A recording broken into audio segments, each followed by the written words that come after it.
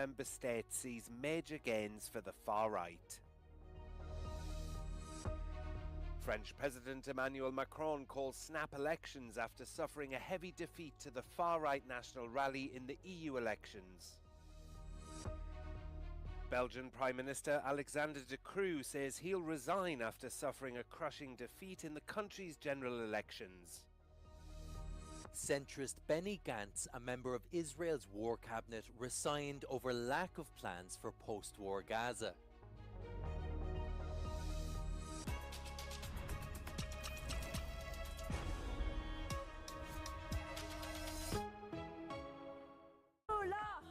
Far-right parties made major gains in the EU elections on Sunday, dealing stunning defeats to two of the bloc's most important leaders, French President Emmanuel Macron and German Chancellor Olaf Scholz. Overall, across the bloc, two mainstream and pro-European groups, the Christian Democrats and the Socialists, remained the dominant forces. The gains of the far right came at the expense of the Greens, who were expected to lose about 20 seats. Let me start by thanking the European voters who have participated in the European parliamentary elections for their trust. Today is a good day for the European People's Party. We won the European elections. We are by far the strongest party. We are the anchor of stability. And voters recognized our leadership during the last 5 years. Emmanuel Macron's pro-business Renaissance group also lost big. It is clear that for us, we are open to a strong cooperation with all democratic forces in this parliament. We have said it at the beginning, and we continue saying it.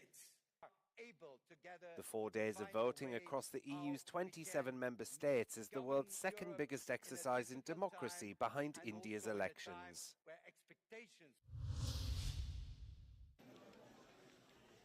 The 2024 European parliamentary elections have had a massive and immediate impact on France's domestic politics.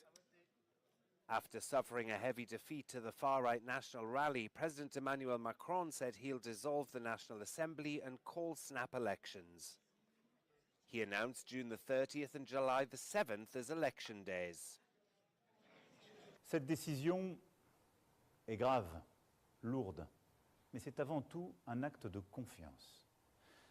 Confiance en vous, mes chers compatriotes, en la capacité du peuple français à faire le choix le plus juste pour lui-même et pour les générations futures.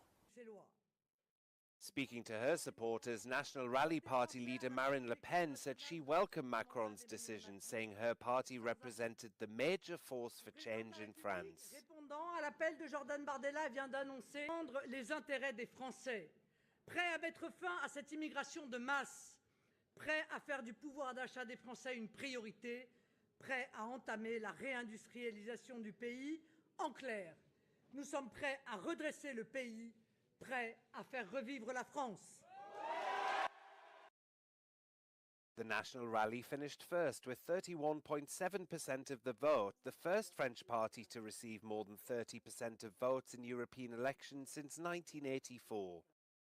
Trailing far behind in second place was Macron's Renaissance Party, finishing at over 14%. The Socialists rounded out the top three at exactly 14%. French President Emmanuel Macron's announcement that he will be dissolving the National Assembly after his party suffered crushing defeat at the hands of the French far-right National Rally sent shockwaves throughout France and across the EU bloc. Now the French president will have about 20 days to come up with a plan to try and win the majority seats in French Parliament in these next upcoming legislative elections that will be held on the 30th of June and the 7th of July.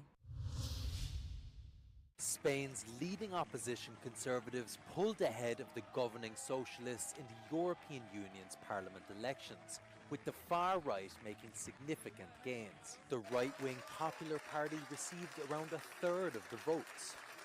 Los resultados de hoy son los mejores resultados en unas elecciones europeas desde hace 25 años, desde 1990.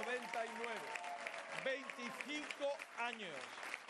Prime Minister Pedro Sanchez's Socialist Party had just over 30% of the vote, which was a dip from the last election. The results were a significant improvement for Conservatives, who had likened this vote to a referendum on Sanchez's administration. However, the biggest gains were on the far right. The far-right Vox Party could almost double their MPs after receiving about 10% of the vote.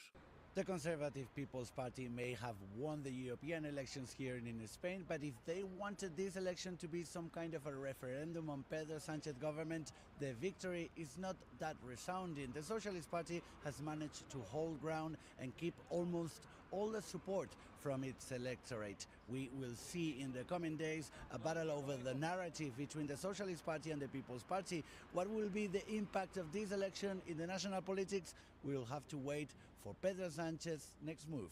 In Madrid, Jaime Velázquez, Euronews.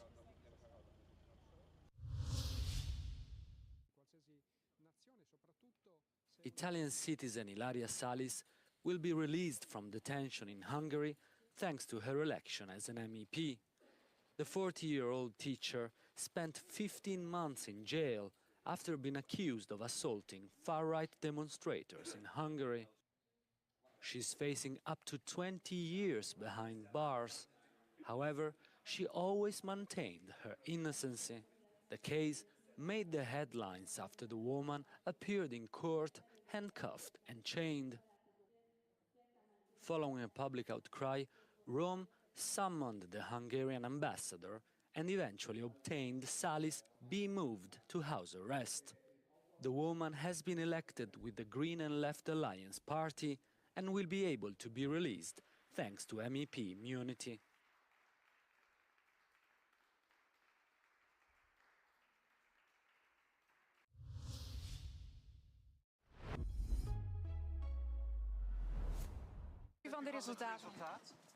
Belgian Prime Minister Alexander De Croo has suffered a crushing defeat in the country's general elections, with his liberal Open VLD party managing less than 7% of the vote. Wij liberalen, wij zijn strijdvaardig. En we zijn weerbaar. En ik ben ervan overtuigd, wij zullen er opnieuw staan. Ik heb de voorbije weken ongelooflijk veel jong talent gezien. En ik ben op dat gebied bijzonder hoopvol. Despite polls predicting that the far-right anti-immigration Vlaams Belang party would become the main political force, the right-wing nationalist New Flemish Alliance retained first place with an expected 22%. Vlaams Belang came in second, taking 17.5% of the vote. But it's important nowadays to give Flanders a different direction. Belgium is the past, Flanders is the future. The Flemish people need a new government which is Flemish and is right-wing. Sunday's results will result in complex negotiations to form coalitions in a country divided by language and deep regional identities. Vlaams Belang has so far been blocked from entering government as mainstream parties vow to exclude it from power under a cordon sanitaire doctrine. That refers to the protective barrier put in place to stop the spread of infectious diseases. Benny Gantz, a centrist member of Israel's war cabinet, announced his resignation on Sunday. לצערי, נתניהו מונע מאיתנו להתקדם לניצחון האמיתי שהוא ההצדקה למחיר הכואב והמתמשך. לכן, אנחנו עוזבים היום את ממשלת החירום. בלב כבד, אך בלב שלם. The move does not immediately pose a threat to Prime Minister Benjamin Netanyahu, who still controls a majority coalition in parliament. The Israeli leader will become more reliant on his far-right allies. Gantz said that Netanyahu is making total victory impossible and that the government needs to put the return of hostages seized by Hamas above political survival. Gantz joined Netanyahu's government shortly after the Hamas attack in a show of unity. Counting the cost, counting the dead, the Israeli raid on the Nuseirat refugee camp, which led to the rescue of 4 hostages, killed 274 people, according to the Hamas-run health ministry in Gaza.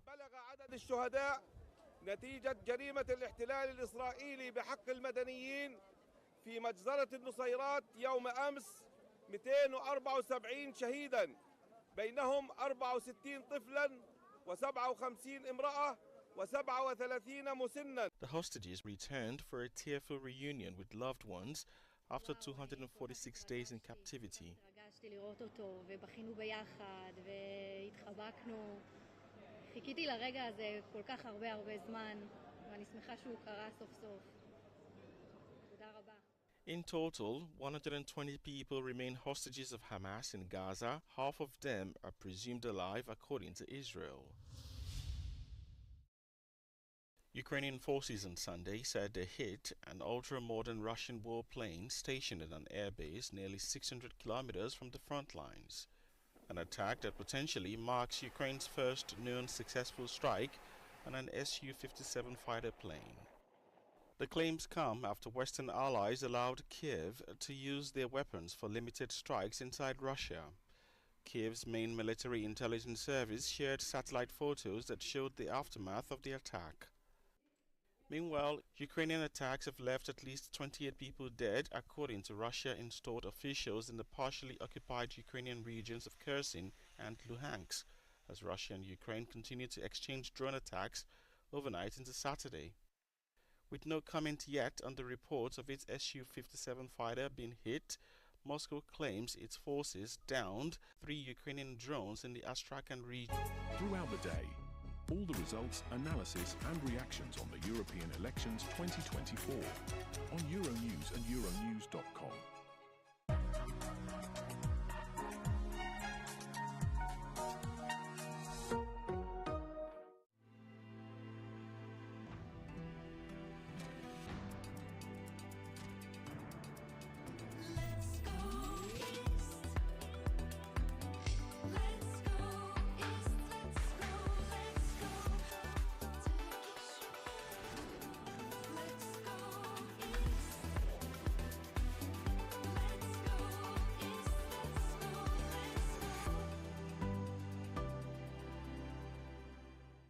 To choose Grana Padano is to embrace its unique Italian values.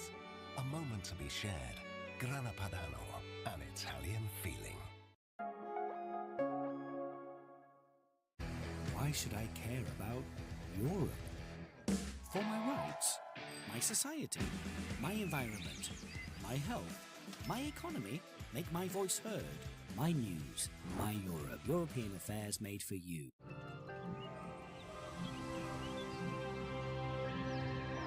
It was around 7 a.m. when the residents were woken by the air raid sirens. The damage is colossal. Everything is alright. On aimerait tous que ça se passe comme ça. Mais ce n'est pas parce que les infos se terminent que les crises ne sont plus d'actualité.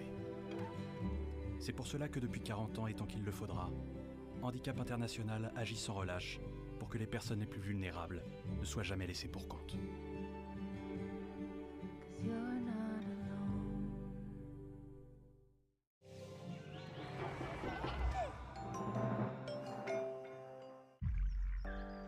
This is the time for the world to listen. There's an opportunity for me to make an impact.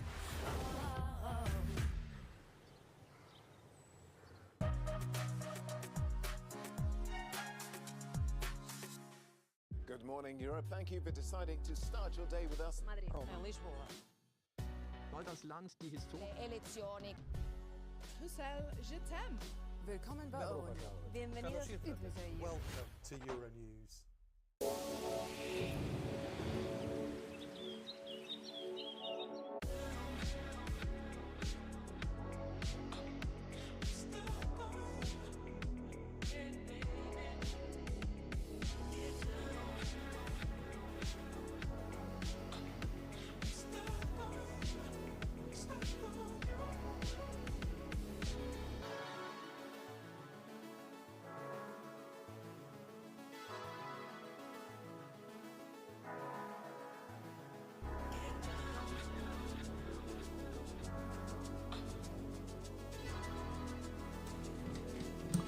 Heyo.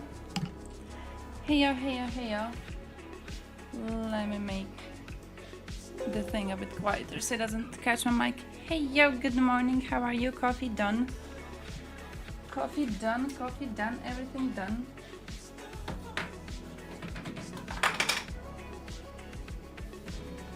Great. Okay, nice, we're here. Hope you followed the news about the parliament, because 4 days of voting we're gonna go across through the that. EU's We're 27 gonna go member through states that. sees major gains for the far right. Heavy propaganda? Oh, which one? Exit Euronews? polls show Giorgia Meloni's Brothers of Italy party Euronews? on track to Euronews secure kinda victory in isn't. the European elections. I mean, Germany's unpopular governing party sank to feeble results. you never know. while the far right Gonna be made real with you. gains in the You vote never in know the with new these. European Parliament. It's supposed to be one of the basic ones, but who the Spain's fuck leading knows? opposition conservatives pulled ahead of the But governing I think they're socialists proper. in the European Personally, I think they're Union's proper. Also, parliament it's really, elections. really hot here. It is disgusting. It is disgusting. It's like, man, 10:30 and the temperature here is disgustingly high. I don't even know how much. I don't know how I check. Far-right parties made major Too much, gains Joe. in the I know EU it's too elections much. on Sunday, dealing stunning defeats Alright, to two I of the missed bloc's it. most important leaders. French President Emmanuel No, Macron at 7 I and was. German I'm Chancellor trying to do Olaf my Scholz. Overall, across the bloc, two mainstream and exercising pro-European groups, for the Christian classes that I Democrats have. and the Socialists, So, remain like the dominant whole forces. morning, I was doing my drawing, gains of and the then I far right noticed came it's at the 9 expense of the already, and I Greens, who have are to go to expected to stream. lose about So then I 20 quickly opened it up and managed to bring my coffee. So yeah, it's been a bit of chaos. Bad shit on European Parliament elections. Bad shit going on. We got the far right getting a lot of votes. I hope you voted, by the way. We got the far right getting a lot of votes. Croatia didn't do that badly. We actually did really good in few sectors. We're going to go through that. We did really good in two sectors. One of them is the fact that Ivan Vilibor Sinčić got no place in the parliament again. I think most got no places, but the counting still wasn't done when I last checked. DP got one spot, which is concerning. But it's not that bad.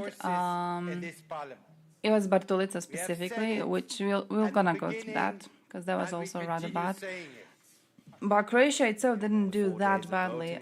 Countries that did do badly are Germany specifically. Germany did horribly. I don't know if you followed what's going on, but AFD is doing good. And not only Germany, France. France did incredibly badly. Check this out. Italy party almost certain to secure victory in the European elections. So this brown, They're currently polling at almost that represents 30%. the shit from the far right. So yeah, I don't know. I don't know what to tell you. Horrible, fucking horrible. AFD 16%. Holy shit. Hadeze, yeah, I'm not even mad about Hadeze. I'm not mad about Hadeze. I'm mad about Bartolica. I'm mad about that corrupt little piece of shit. That's what gets me angry. I'm angry he got in the parliament. I'm angry he's gonna be getting the paycheck. I'm angry because what he used as a big part of his campaign is the fact that he is corrupt. There's been so many conversations about his latest case of corruption in Croatian media over the last few days, and this man spun it to be like, oh, look, MSM is attacking me, so obviously I am against the establishment, vote for me. And these idiots did. So now, for the next few years, man's gonna have thousands of euros paycheck, so he can be even more corrupt than he already is. Ridiculous. Just absolute zero IQ voters. Ridiculous. I'm so angry. I am so angry about that. I'm not that angry about Hadeze, because while we do disagree on social issues, because, you know, they're Christians and they go into the group of Christians, while we do disagree on social issues, we agree on the topic of arming Ukraine. So I wouldn't be mad I wouldn't be mad, all right? I'm willing to risk some shit in order to have a good defense against the Russians.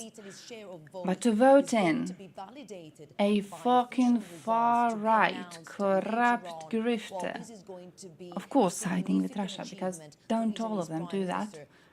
Just because he is corrupt. That was one of the dumbest decisions Croatia has made in years. That was the dumbest thing we did since we picked Milanovic to be our president. That was so stupid. So fucking stupid. Just incredible. And then you go into the news about him being corrupt, and the comments are like, oh, you're attacking him. Ho ho ho, guess now I have to vote for him. Because if he is being attacked, that means he's saying something correct. And he's saying nothing correct. He's saying stupid shit. He can't even speak Croatian. That's not even our man. He can't even fucking speak Croatian properly. He's like from Canada or some shit. I don't know. But he's an immigrant who came into Croatia. And now he's like one of us, but he's not really. We've got a far right. We've got a fucking far right to vote for a man who's not even ours. Hey, Nana, how are you doing? Welcome, welcome. We're being angry about European Parliament. So, hello, how are you doing? How's life going? Attracted a record 65%. Man of the people, steal and break laws as well. Yes! Unironically, yes! A man of the people, yes. You know what was the corruption scandal back? Let me show you. They didn't quite manage. Did I save it in my bookmarks? I didn't save it in my bookmarks. I didn't save it in my bookmarks. But I'm going to find it anyways, because I have to fucking see this. Conservatives pulled ahead of the governing socialists in the European Union's this piece of shit. This piece of shit, by the way, 35,000 preferential votes. You know what that is? That means that there's 35,000 people in this country whose IQ is in single digits. 35,000 people went out to the voting booth and voted for this piece of shit. But what I need to show you, that was almost breaking the TOS, is this. This is how he came to the assembly place of his political party. This is his car. And the corruption scandal that he is in right now, listen. This man has 2 bank debts on his name. 2 different debts, all right, to 2 different banks that he is paying off. He and his wife combined, when they pay off these debts to the bank, they have together, they have 38 euros left on their bank accounts after the paycheck, right? 38 euros, both of them together, left after paying monthly a share of this huge debt that they have, right? So what the Croatian journalists have been asking, rightfully, is how do you two survive with your kids? Because the kids go to rather fancy schools too. How do you all survive collectively, like paying your utilities, getting groceries and shit, on 38 euros monthly? That seems impossible. How do you all do it? And this man goes silent for a few days, and then he remembers the most genius fucking excuse a man on the far right of politics is ever going to say. He says, my mom gives me the money. My mother sold her properties so she can pay for my family to be able to live, he goes. And then, of course, when the journalists go, so your mom had properties valued at that much. Why would you stupidly, like a stupid little fool that you are, why would you take the bank debt and then pay that off? Because you know that gets higher over time, right? So you lose more money. Why would you, on your paycheck, take this bank debt to be paying it off and then living off your mama's cash when you could have just taken the cash your mom has access to and put that into whatever you needed the bank debt for, to pay it off at once so it doesn't like get more money in the future, and then you could have just been living off your paycheck. Like, that seems like a smarter idea, doesn't it? It seems like a smarter idea. You wouldn't be losing so much money, and you wouldn't be living off your mama. So why are you doing this? And that's where it starts the whole thing with, oh yeah, well, now you're attacking him. Now you're attacking him, so we should go vote for him. We should go vote for him because, oh, he's such a fucking great man if the newspapers are attacking him. And then he takes a fucking Ferrari, comes to the voting space, just pisses on all of these idiots actually believing his mama's paying for his lifestyle. And that's that. They're just silent about it. They're just fucking silent. It's ridiculous. I hate them so much. I hate them so much. Ridiculous. Whose mother by paper has fast cars? Said mom likes speed. Oh man, oh man. Within the European Mom Union likes... project Yeah? Ulysses, researchers are working on a nanoparticle-based treatment.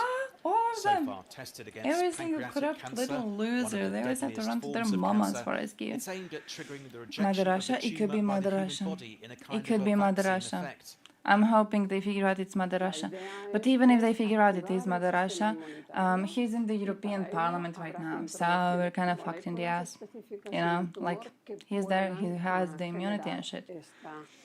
It's ridiculous. But on a good note, Claire Daly is not getting into Parliament. I don't know how's Wallace doing, who knows. Hey, Nikki. I don't know how's Wallace doing, but Claire Daly was supposed not to get into the Parliament last time I checked. Vacuna es eficaz en el cáncer de páncreas, nos podría abrir una nueva oportunidad terapéutica a otros tipos de tumores que también están causando mortalidad. 20 hours ago, that's a lot. No tienen opciones de cura. If the treatment works, it alone would be a milestone for science and research, Lopez Guerrero says.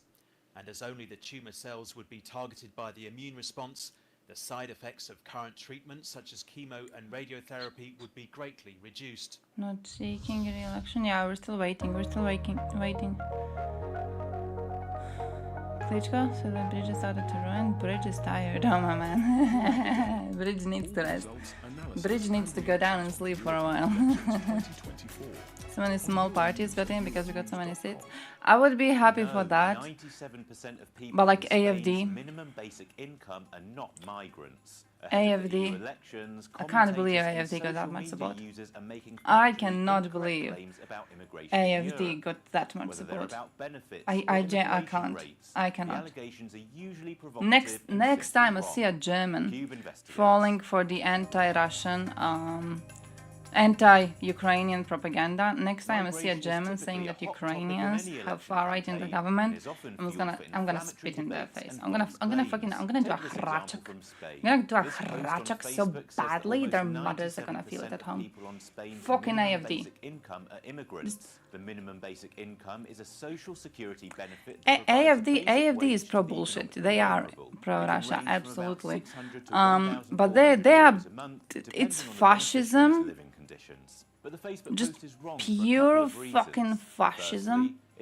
They're not normal. Not a single person there is normal. AFD is wild when it comes to their messaging. Just genuine. Like, if you have a group that's really close to Nazism, it's that one. It is wild how close they go. Who won? We still don't know. But it seems to be the far right.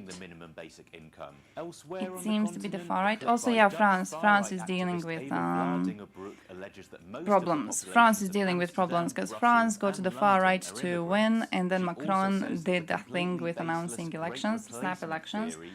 I saved one thread actually trying to explain why this was maybe a smart choice to do. So we'll go through that.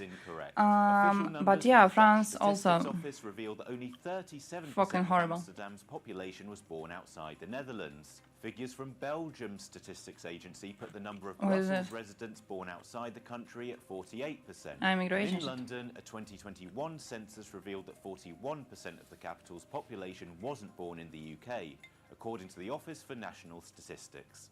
Furthermore, simply being born elsewhere is no indicator of background, and it can't be used to demonstrate an otherwise unprovable hypothesis. I know how Estonia While did. it's true that immigration is an important issue, and it's valid to have concerns about I know how how it's Estonia handled, did. Do I want to know how it's crucial Estonia to make did? sure I don't want to any know how claims Estonia about did. it are based in fact. For more fact checks and news on elections across Europe, head over to euronews.com. Thank you.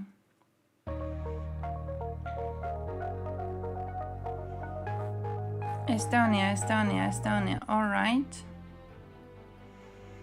We never wanted this war. Ukraine never wanted this war. La question migratoire est une question qui est sensible politiquement. Global leaders are challenged Political party in Estonia, National Conservative, Christian Democratic. Center-right or right-wing, economically liberal. All right. How do they feel about Russia? Watch all our interviews on euronews.com. How do they feel about Russia? Euronews. The news. Not seeing them saying shit about Russia, so I guess they're just alright. Are they acceptable? Are they alright? French President How many Emmanuel people born Macron outside of calls Belgium snap are EU elections government after people? suffering a heavy Proper. defeat to the far-right national rally in the EU elections.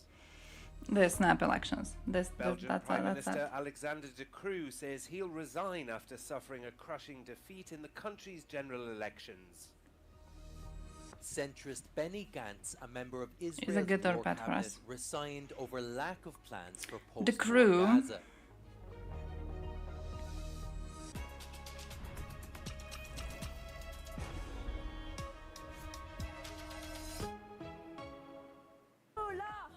Far-right parties made major gains in the EU All elections right-ish. on Sunday, dealing stunning defeats to two of the bloc's most important leaders. Nothing French too dramatic President on that Emmanuel man, so I Macron guess and he's German normal. Chancellor Olaf Scholz. Overall, across the bloc, two mainstream and pro-European groups, the Christian Democrats and the Socialists, remained the dominant forces. The gains of the far right came at the expense of the Greens, who were expected to lose about 20 seats. 20 fucking start seats. by thanking the European voters who have participated in the European Open parliamentary Flemish elections. liberals and Democrats for the crew. Today is a good day for the European People's Party. We won the European elections. We are by far the strongest party. We are the anchor of stability. And voters recognized our leadership during the last 5 years. Emmanuel Macron's pro-business Renaissance group also lost big. It is clear that for us, we are open to a strong Can't find too much. I would need to look into how they vote for it, I with all guess. democratic forces in this parliament. We have said it at the beginning, and we continue saying it. Fair. 4 days of voting Fair. across the EU's Hey, 27 Dylan. member states is Yeah, the center world's right won the second most biggest seats, but exercise in democracy, behind far right India's got more elections. seats than what they used to be having, while Greens lost seats. So Greens technically lost because the change in seats goes to their disadvantage, while the far right technically won because the change in seats goes to their advantage because now they have more power. And then center right, so EPP, which July the 7th as election days. Cette décision I guess center right. lourde. I guess center right. Like we're talking European level, right? Confiance en vous, mes chers compatriotes. It did en la get the most capacité seats, and peuple S&D français à also faire le got choix le plus the juste second pour most lui-même seats, but et it pour doesn't les really, générations futures. it's not a big of a change enough to say that they won or that they Speaking to her lost. supporters, Most National of the Rally situation Party stayed leader the Marine same Le for Pen these. said she welcomed Macron's decision, saying her party represented the major force for change in France. À l'appel de Jordan Bardella vient d'annoncer défendre les intérêts des Oui, Français, oui, oui. prêt à mettre fin à cette immigration de masse, prêt à faire du pouvoir d'achat des Français une priorité, prêt à Energy entamer prices la and inflation. Yeah, it's also immigration has been a really, really big issue where the far right has been getting a lot of a lot of The National Rally finished the first drive with for populism 31.7% from. of the vote, the first French It's party definitely to still receive more concerning than though, 30% of because they votes have in European nothing elections good since for any of the 1984. issues. They have nothing good. Trailing far behind in second place was It's Macron's basic. I saw a Renaissance really Party, good finishing at analysis on over this, but it was on 14%. Croatian news. The Socialists A rounded out really the good top three analysis at over exactly how far right 14%. gets the votes. Because most of the time when far right speaks about any sort of policy or whatever, they don't have a clear outline. They don't know the fuck they want to do, right? So they will not be able to go, oh yeah, this is precisely what I want to be doing, this is precisely how I want to be solving the issue. What they do is they just repeat the problem over and over and over again. And what they get by doing this is the brand of a voter who goes, ah, he said that well, and then they go and vote. It's not about solving the situation, it's about pointing out the problem again and again and again, because that's what many people do. They point out the problem over and over and over. They don't go as much into thinking how to solve it. They're just like, oh yeah, this is the issue we have, this is the issue we have, hey, this is the problem we have. And then while you have a lot of groups trying to figure out a way to solve the issue, usually you will have this one who is just on the outskirts being like, hey, but this is the issue, hey, but this is the problem, I'm reminding you I have this problem again. And yeah, they just pick the votes from people who don't want to be thinking about the shit. Estonia results, you got a group winning. What's their name? I forgot. Isama says? Isama? Samariho Teras says that they're the biggest winners of Estonia, but like I went to their Wikipedia, I'm not finding anything too dramatic on there. Definition of insanity is basically that. It's basically that, because what you have, immigration issues specifically, right? You have the far right going, oh, there's so many immigrants in our countries, and we don't do a lot to, you know, help them get integrated, and that's a big problem. And then you have other parties trying to be like, okay, well, should we organize more arrival centers? Maybe arrival centers in third countries, maybe that would work, like more of them, so these people can enter more easily. Should we make it so that everyone has to apply for an asylum in these arrival centers that are going to be on the outskirts, so they don't actually go to other European Union member states? Should we make it so that each country has a quota on how many immigrants and refugees they have to take? And then countries who do not want to fill this quota, should we allow them the option to opt out, but pay more to help countries that do opt to take in more? And like, you have these propositions, these ideas being tossed around, and all the while you have the far right sitting in the back going, yeah, there's so many immigrants around though, there's so many immigrants, there's so many of them around, man, so much immigration going on, and then people just vote for them. Because they're the stupid little voice in the corner that has the zero IQ opinion, doesn't think of any solutions, just wants to be really, really fucking dumb. It's been one of the strongest criticisms, actually, against the... And this feels insulting to say, but the normal voters among the far right in Croatia, even though there are none, but among those with IQ that might be in double digits, all right? One of the strongest criticisms has been that the far-right parties in Croatia don't have any sort of solution on what to do about immigration issues.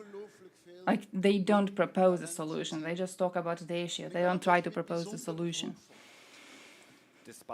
Center is anti-Russia. Center right is mostly against immigration. Oh, but they are anti-Russia. If they are anti-Russia, I'm happy. If they are anti-Russia, I'm happy. I'm mostly angry because like these losers from the far right are going to be wasting space here and also be very harmful on the issue of Russia, but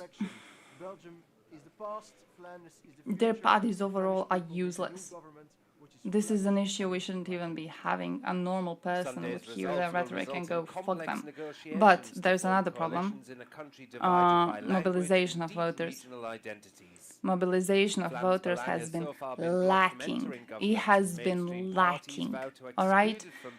Far right gets basically the monopoly because they get their voters to go out and vote. Almost no one else fucking does that. Our turnout this year was embarrassingly bad. Israel's war cabinet announced his resignation on Sunday. All over the world, far rights are winning. It's definitely a big problem. It's a big problem. When I say all over the world, but there are countries that are very problematic when it comes to that. Far right don't strive if normal parties don't mess up badly. True. No, definitely true. Definitely true. I think definitely a big part of the problem is messaging itself. I think they are very bad at trying to present themselves as a viable solution to certain issues, right? And I'm not even entirely certain how to fix that, right? Because to an average zero IQ voter, right? He's angry about the utility prices, for example. He's angry about utility prices. So he wants to vote for a party talking about utility prices and how they're going to get lower. And then one option is like the far right going, utility prices very high utility prices. Why are they so damn high? Very high. And then on the other side you have Greens being like, guys, we should make renewables more accessible, and renewable energy sources should be used more, because if we have more of them and if we create more of them, then the energy prices are going to drop down. So what we need to do is just be more effective and get more European Union grants in order to, set more of this shit up, depending on which country you're in, I guess. Like Croatia is doing with solars right now, for example. But to like a zero IQ voter, the first option, of course, seems a lot simpler, because it's just energy prices really high, make them low again. No idea on how to make them low, just make them low again. Poland! 12% for the far right? Fuck! Tasks Party 1, alright. But man, 12% for the far right. What's Polish far right? I assume horrendous on the issue of Ukraine. Kiev's main military intelligence service. Orban technically won, but also lost. So we're gonna go through that. But Orban technically, he didn't lose, but there's a party contender to him. There's a party that's going against Fidesz, and it got more votes. It's actually a new party technically, but it got way more votes than Hungarians expected. Orban still got the most votes, but this new party created very recently got second place, so that's really surprising for Hungary right now, right? Why foreign-born residents is such a big issue there?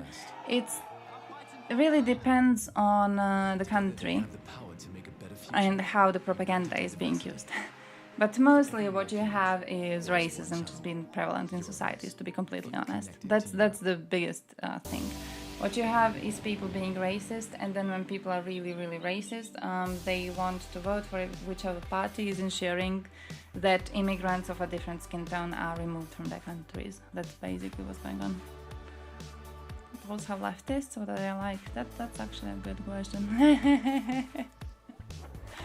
Confederation, they're terrible in Russia. One of their politicians was leader of these tracker blockades. Oh, great. Oh, fucking great. This is incredible. Incredible.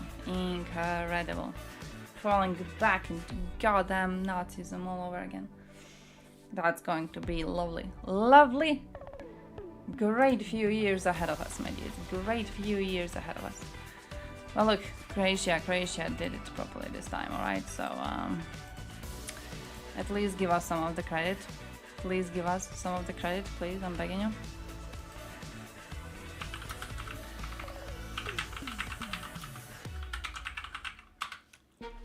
Let me show you. Stay connected to Europe. Are there the new results? Are there the new results? EU Parlament rezultati. Oh no, this is like the global ones. This is the global ones. But yeah, EPP, S&D, EPP got 8 more. Renew lost 23. Renew lost 23. ECR got 4. AID got 9. Greens lost 19. Man. Oh man. By the way, Croatian ECR, we kicked him out according to the latest results. 2 hours ago, 2 hours ago, 2 hours ago. Alright, 2 hours ago, let me see. But as far as I know, let me check. HDZ, SDP, DP, Možemo, alright. How many seats did we get? SSD, Greens, EPP, others. Nice.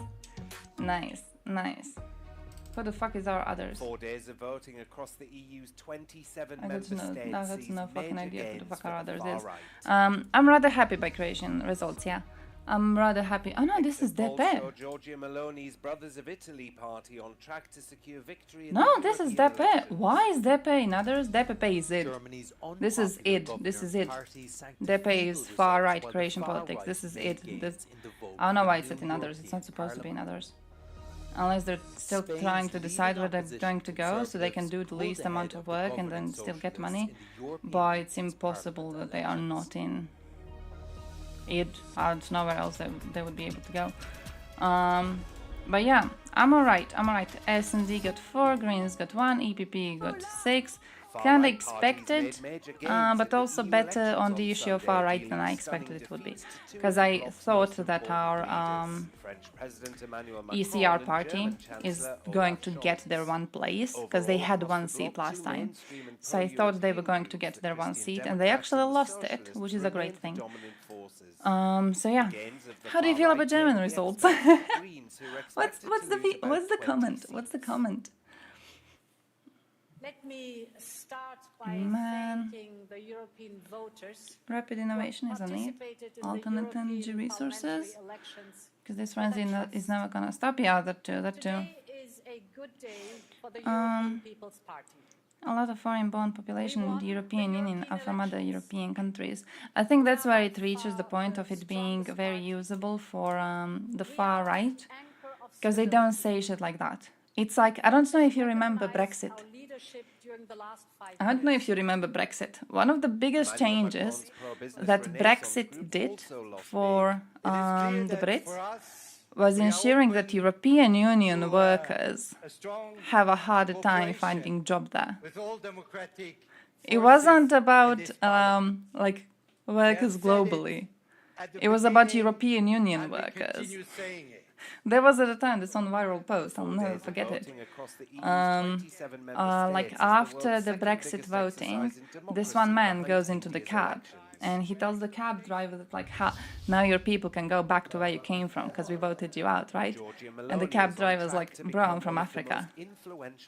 Right, like this doesn't concern me, it concerns European Union workers you had, it doesn't concern me, like I'm just staying here, nothing's really changing for me. But they were used, specifically racists were used to get support for these policies anyways, because they're stupid as shit. Far-right voters are dumb. An average far-right voter is just an absolute buffoon, right? So it's very easy to get them to vote for this. Why is she so quiet? Yeah, they're called Možemo. And they're actually a good party. They're the only Croatian party that has no links to Russia. So Možemo is actually alright. New far-right European Parliament group. I would actually unironically support it. So they can get like more tiny groups with less power than one big group. Le Pen I would needs maybe Meloni actually be to supportive unite of the it. EU's far-right parties. It's gonna be the Nazi group. You In know the what it's gonna be? parliament, It's they're gonna be the currently Nazi group split because between AfD got Identity kicked and out of Democracy, it. which Le Pen's National So I'm Rally is assuming part the of, new and far-right group Meloni's is gonna be like, oh European yeah, we allow Conservatives shit and like Reformists. AfD, and then this is Meanwhile, where von der Leyen our needs Meloni's backing to secure DP her might be second wanting to term go. as president of the European Commission. Throughout the campaign, the Commission chief reiterated her trust Lots in of young Meloni as people a voted credible far-right. partner Yeah, in same here. Brussels. I was being salty about this. Lots of Exit young polls people have voted for Meloni's the brothers of Italy finishing at almost DP 28%, representative with the that we Democratic had, Party coming in second specifically with 23%. because there was a corruption scandal The unveiled populist last Five-Star few movement days is in about third him, place with just and over he managed to 11%. spin it as, oh guys, look, MSM is writing badly about me. Doesn't that mean you should be voting for me? Because obviously I am anti-establishment. If the establishment talks about me right before the elections, and yeah, these young idiots just fell for it. Ran to the voting booths. Ran to the fucking voting booths. I'm so salty. Absolutely fucking salty. To be a significant achievement for Italy's prime minister, bolstering her leadership both in yeah, I have some videos saved if you want to be looking at some videos. I've got some videos saved on the elections specifically, but then also on everything else. Also saved Dennis because we didn't look at Dennis for a while. I forgot what that man is. Hey, far-right. Made gains in the vote for the new European Saved a little analysis of what's going on in France. By the way, I don't know if you guys have been following the French elections, but they're as bad as Germany election results, really. Bringing this map again. This shit color is the far-right vote in France. Alternative for Germany won just over 14% of the vote for a third-place finish. While better than it triggers you because of Russian victory circle check. Alright, that makes sense. Thank you for explaining. It follows the party that makes sense, yeah. Setbacks, including it just means we can here. And they started as a party in the capital to be fixing the issues left by the former mayor. And then they grew into a countrywide party at this point. They're quite alright, to be honest. A bit too soft on Russia for me personally, but good on other issues. They're alright. When I say a bit too soft, they do oppose Russia. I'm not saying they support Russia. I've done extensive research on this. They do oppose Russia, they just don't talk that much about it. Los resultados de hoy son los mejores resultados en unas elecciones europeas desde hace 25 años, desde 1999. Center-right. 25 años. Center-right. Prime Minister Pedro Sanchez's Socialist Party had just over 30%. Zero analysis about who is pro-Russia, far-right or left. Oh yeah, now that you say it, yeah. Who did? Was it Politico? Who had likened this vote to a referendum. Politico, I think, did the whole little investigation into which MEPs voted in favor of Russia most often. Double their MPs after receiving about 10% of the vote. The Conservative People's Party may have won the European elections here in Spain, but if they wanted this election to be some kind of a referendum on Pedro Sánchez government, the victory is not that resounding. The Socialist Party has managed to hold ground and keep almost all the support from its electorate. We will see in the coming days a battle over the narrative between the Socialist Party and the People's Party. What will be the impact of this election in the national politics? We will have to wait for Pedro Sánchez's next move. In Madrid, okay, fair. Euronews. Fair. Polish Prime Minister Tusk came out on top as his party beat the far-right Law and Justice Party in the European elections. The elections had largely been framed as a test for Tusk's party, who had only recently come out on top in elections. They're balancing to get both, a good approach as a business? Nah, I think it's a shit approach. I think it's a shit approach, so I'm kind of hoping that they just had a blind spot to it. As a dominant force in Polish politics. He framed the vote as a choice because they didn't go through every single other issue, right? I mean, I kind of do wish they did. Oh, it would be cool if they did a little questionnaire thing like they did with immigration. You know how you could choose like which immigration policy you would want, and then you go and you reach the final conclusion over who you should be voting for. I wish they did that for like Russia, so you could see your exact level of hawkism, and then who exactly you should be voting for to fit. I kind of wish they did that. I wonder what the results would be like, because right now we have quite a lot of groups supporting Ukraine, you know, but I want someone strong, my dude. I want someone strong. I want someone strong. Europe has fallen. It still hasn't. We're just not doing that bad. We're not doing that good. We're not doing that good is what I wanted to say. But hey,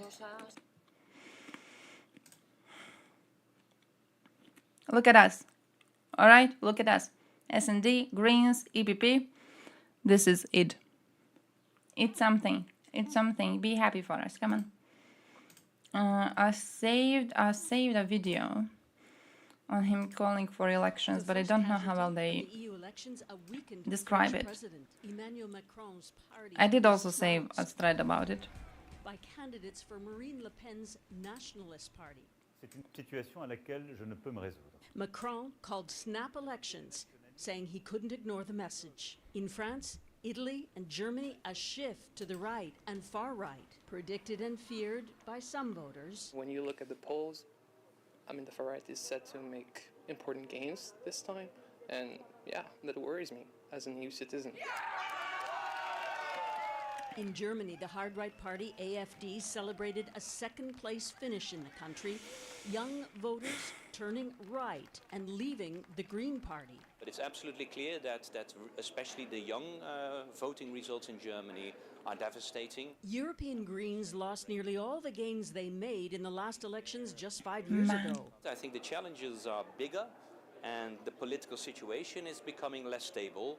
It's not a good combination. Europeans are feeling buffeted by war, by increasing migration, and an inflationary economy. Hundreds of millions voted. Turnout was up over 50%. In villages in the Flemish part of Belgium, many voters supported nationalist parties over an expanded EU.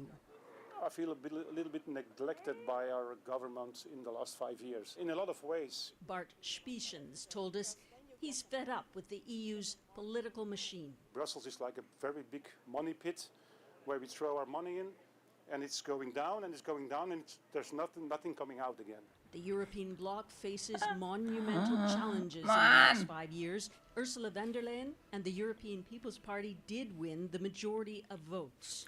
Now what's the worst thing? That like, if he gave the argument, if he gave the fucking argument of like, oh yeah, Brussels is a huge money pit and we put a lot of money there and then a lot of it goes to Hungary so they can eat shit with our cash. Can we stop giving that much money to Hungary?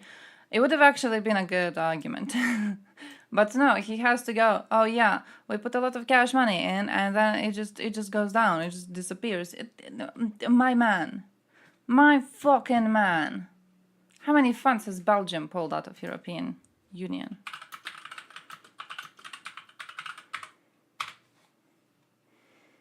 Great. Incredible. Incredible. Let's go. Let's fucking go. Yeah, all this money, the money just leaves. I don't know. Migrant integration. They've been getting funds for migrant fucking integration too. Structural funds. What the hell?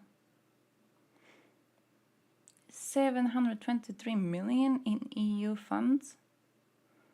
They haven't absorbed it. They had access to it. It got granted funds and it didn't do shit with it. Bro, he's not a man. Oh yeah, my government is ignoring me. Bro, your government is dumb. How is the... Oh, what the hell? The member states don't have enough civil servants to submit the file. They don't have enough people to ask European Union for cash money, so the cash money is gonna go to waste because you don't have enough people to fucking submit the requests. What the hell? What the absolute hell? Ireland has been the best at absorbing this funding. The country has already requested 91% of its allocated funds. Denmark performed worse at just 67%. Which is still quite a lot. That's still quite a lot. That's a lot of cash money, but holy shit. Also, Ireland being the best at this and then sending fucking Claire Daly and Mick Wallace to the parliament last time was ridiculous. Yeah, how dare you be leeches and then also send some homeless looking twats there. Should have requested funds to give them a proper makeover so they don't look like whatever the fuck they're looking at. Remains a majority in the Center for a Strong Europe. And that is crucial for stability. In other words, the center is holding. So weird without UK. They chose it. From the right, Sunday night They're grown-ups. They can make their own choices and suffer for it. So, Susan, what's next? What's funny about Spanish elections? Were a surprise. The first vote What's funny about the Spanish ones? Before the Paris Olympics, and you know this EU vote I didn't on several leaders. figure it out German Chancellor's Party had its yet. worst showing ever. And in Austria, Anonymous Squirrel is the icon just bypassed. Nindas Podemos. What? They go to national elections in the fall. So as Ursula von der Leyen said tonight, there's turmoil all around. International climate correspondent Susan Ormston reporting tonight from Brussels. People at work bothering me with work, I know. All polling places across You shut up. You shut the fuck up. It's not your turn to speak yet. Yeah. So overall, France, this is France, shows the party that came top in voting for the European Parliament in every commune in France.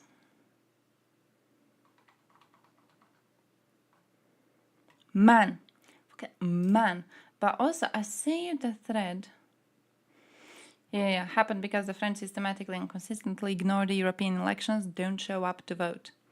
French media barely covers this election. So now we got this shit, and now we have to figure out a way to deal with this shit, because I don't know. But here, I say this, Macron's decision to dissolve the Assemblée Nationale is a strategic move aimed at challenging the far right. Basically, the idea is that they are at disadvantage right now.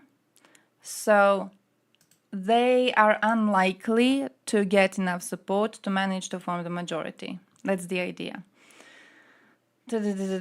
Macron surprised everyone by actually carrying this out. Macron's decision is bold and daring. He's challenging Bardella and Le Pen and calling their bluff.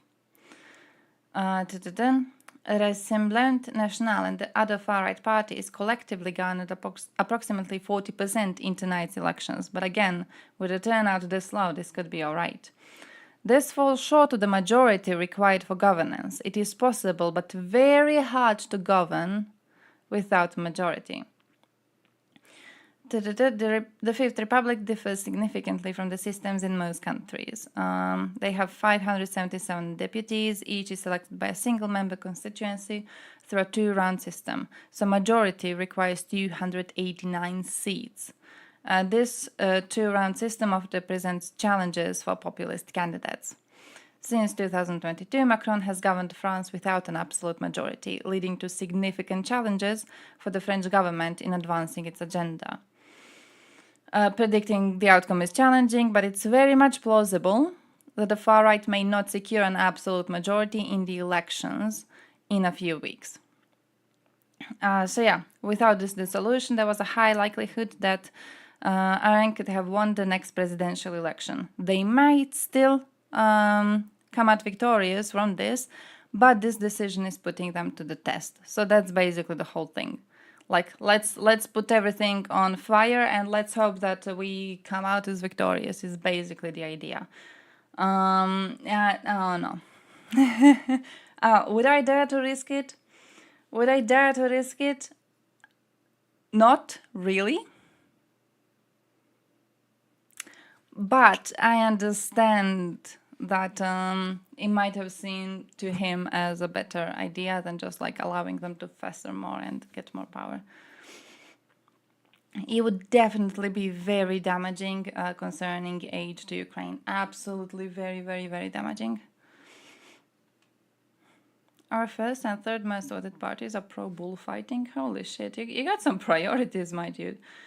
You got some priorities. Most people, when they are single issue voters, they focus on, you know, foreign policy towards Russia or shit like that. There we got bullfighting. It's something. It's something. It's a shit gamble. It's definitely a move. It's definitely a move. Would I cheer for it? No, not at all. And I think it's creating a very dangerous situation. But hey, look, I don't know. I don't know what to tell you.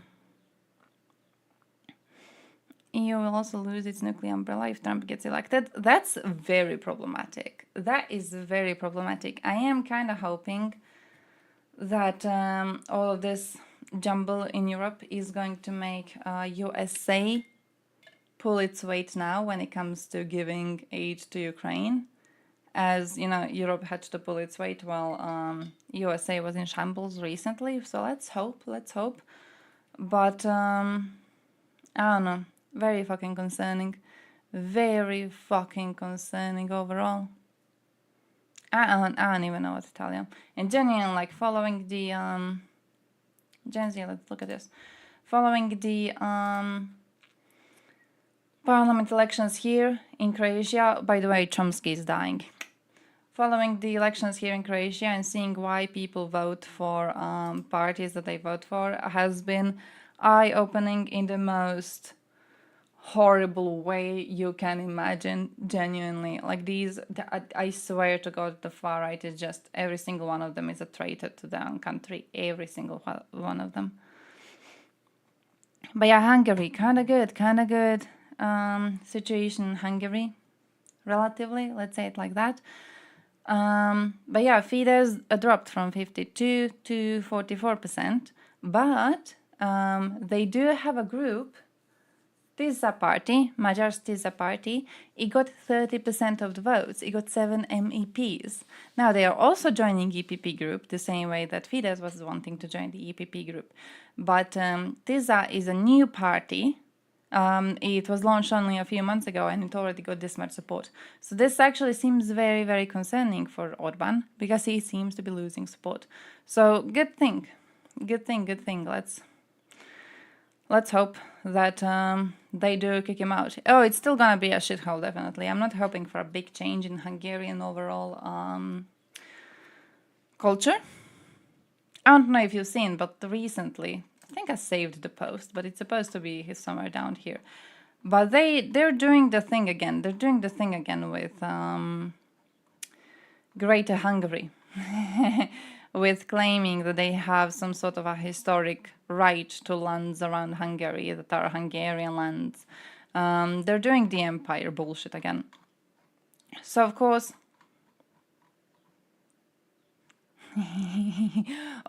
they're still going to remain relatively a shithole. I'm not hoping that Hungary changes fully and completely for the better.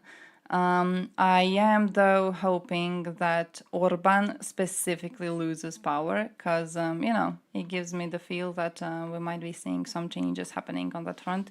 And maybe, even if the new dude is a piece of crap, maybe at least he will have the decency to not be as damaging. Oh, I don't know where my Hungary shit is. I ain't scrolling down no more. I'm too lazy. But yeah. You know what I mean. This video was brought to you by Nebula. Over the weekend, Europeans across the continent will go to the polls to vote in the EU Parliament elections. And the big story is the predicted electoral success of the so-called far right. Polls ahead of the EU election show that the far-right parties are surging across Europe. And interestingly, young voters have emerged as a key demographic driving their success. In Germany, for instance, a recent survey found that 22% of Germans aged 14 to 29 backed the AfD, up from 12% in 2023, making them the most popular party in that age bracket. It's not just Germany either. Other polling suggests young people seem surprisingly keen on far-right parties in places like France, Portugal, and the Netherlands, to name just a few. This has come as a bit of a This shock, is but ridiculous, by the way. This is fucking. I'm so salty about it. Because when you hear a lot of their messaging and when you hear a lot of the speeches that they use and rhetoric that they use, my dude, this is like, come on. Whenever people go, oh, well, damn, why did the Germans choose Nazis back then? How could they? How could they be doing that? I wonder how they fell for Nazi propaganda. Some of these are using that word by word. Same shit word by word. Literally, same exact rhetoric, same exact messaging. And no one's fucking seeing it. No one's fucking seeing it. It is so concerning. TikTok working as intended. Oh, fuck TikTok in the ass. Oh, I've seen so much misinformation shared over TikTok in the last few days. Man, just fucking angry overall. I wish we had the balls to just ban it. I wish we had the balls to just get rid of it. I don't even know if it would help fully. But TikTok has been so fucking damaging. I've seen so many clips shared. And whenever you see them shared, they're always incredibly stupid. They're always clips that take a minute of Googling to debunk. Specifically, I've seen a lot of Soviet Union. They take like a minute to debunk. And then like you post a comment debunking it. And then that's that. Right? No one. It's not like they ever respond to you like, oh, sorry, I shared the clip of outright fucking lies made up by fascists. No. It's okay, all right. Someone debunked me, let me share the video somewhere else so I can get someone else to vote for the far right. I'm just angry. No, democracy not bad, but lack of educating your people on politics, that's bad. You can't have actually good comment. Democracy requires well-informed, responsible society. True. Democracy requires... What's that clip of that man who goes like, democracy is a rule of the people, but the people are retarded? Basically that, all right? Democracy is a good system, but what you gotta do is have constant effort to educate people on this situation, and I don't think we're seeing that now, and I think that's why we have the trash that we have.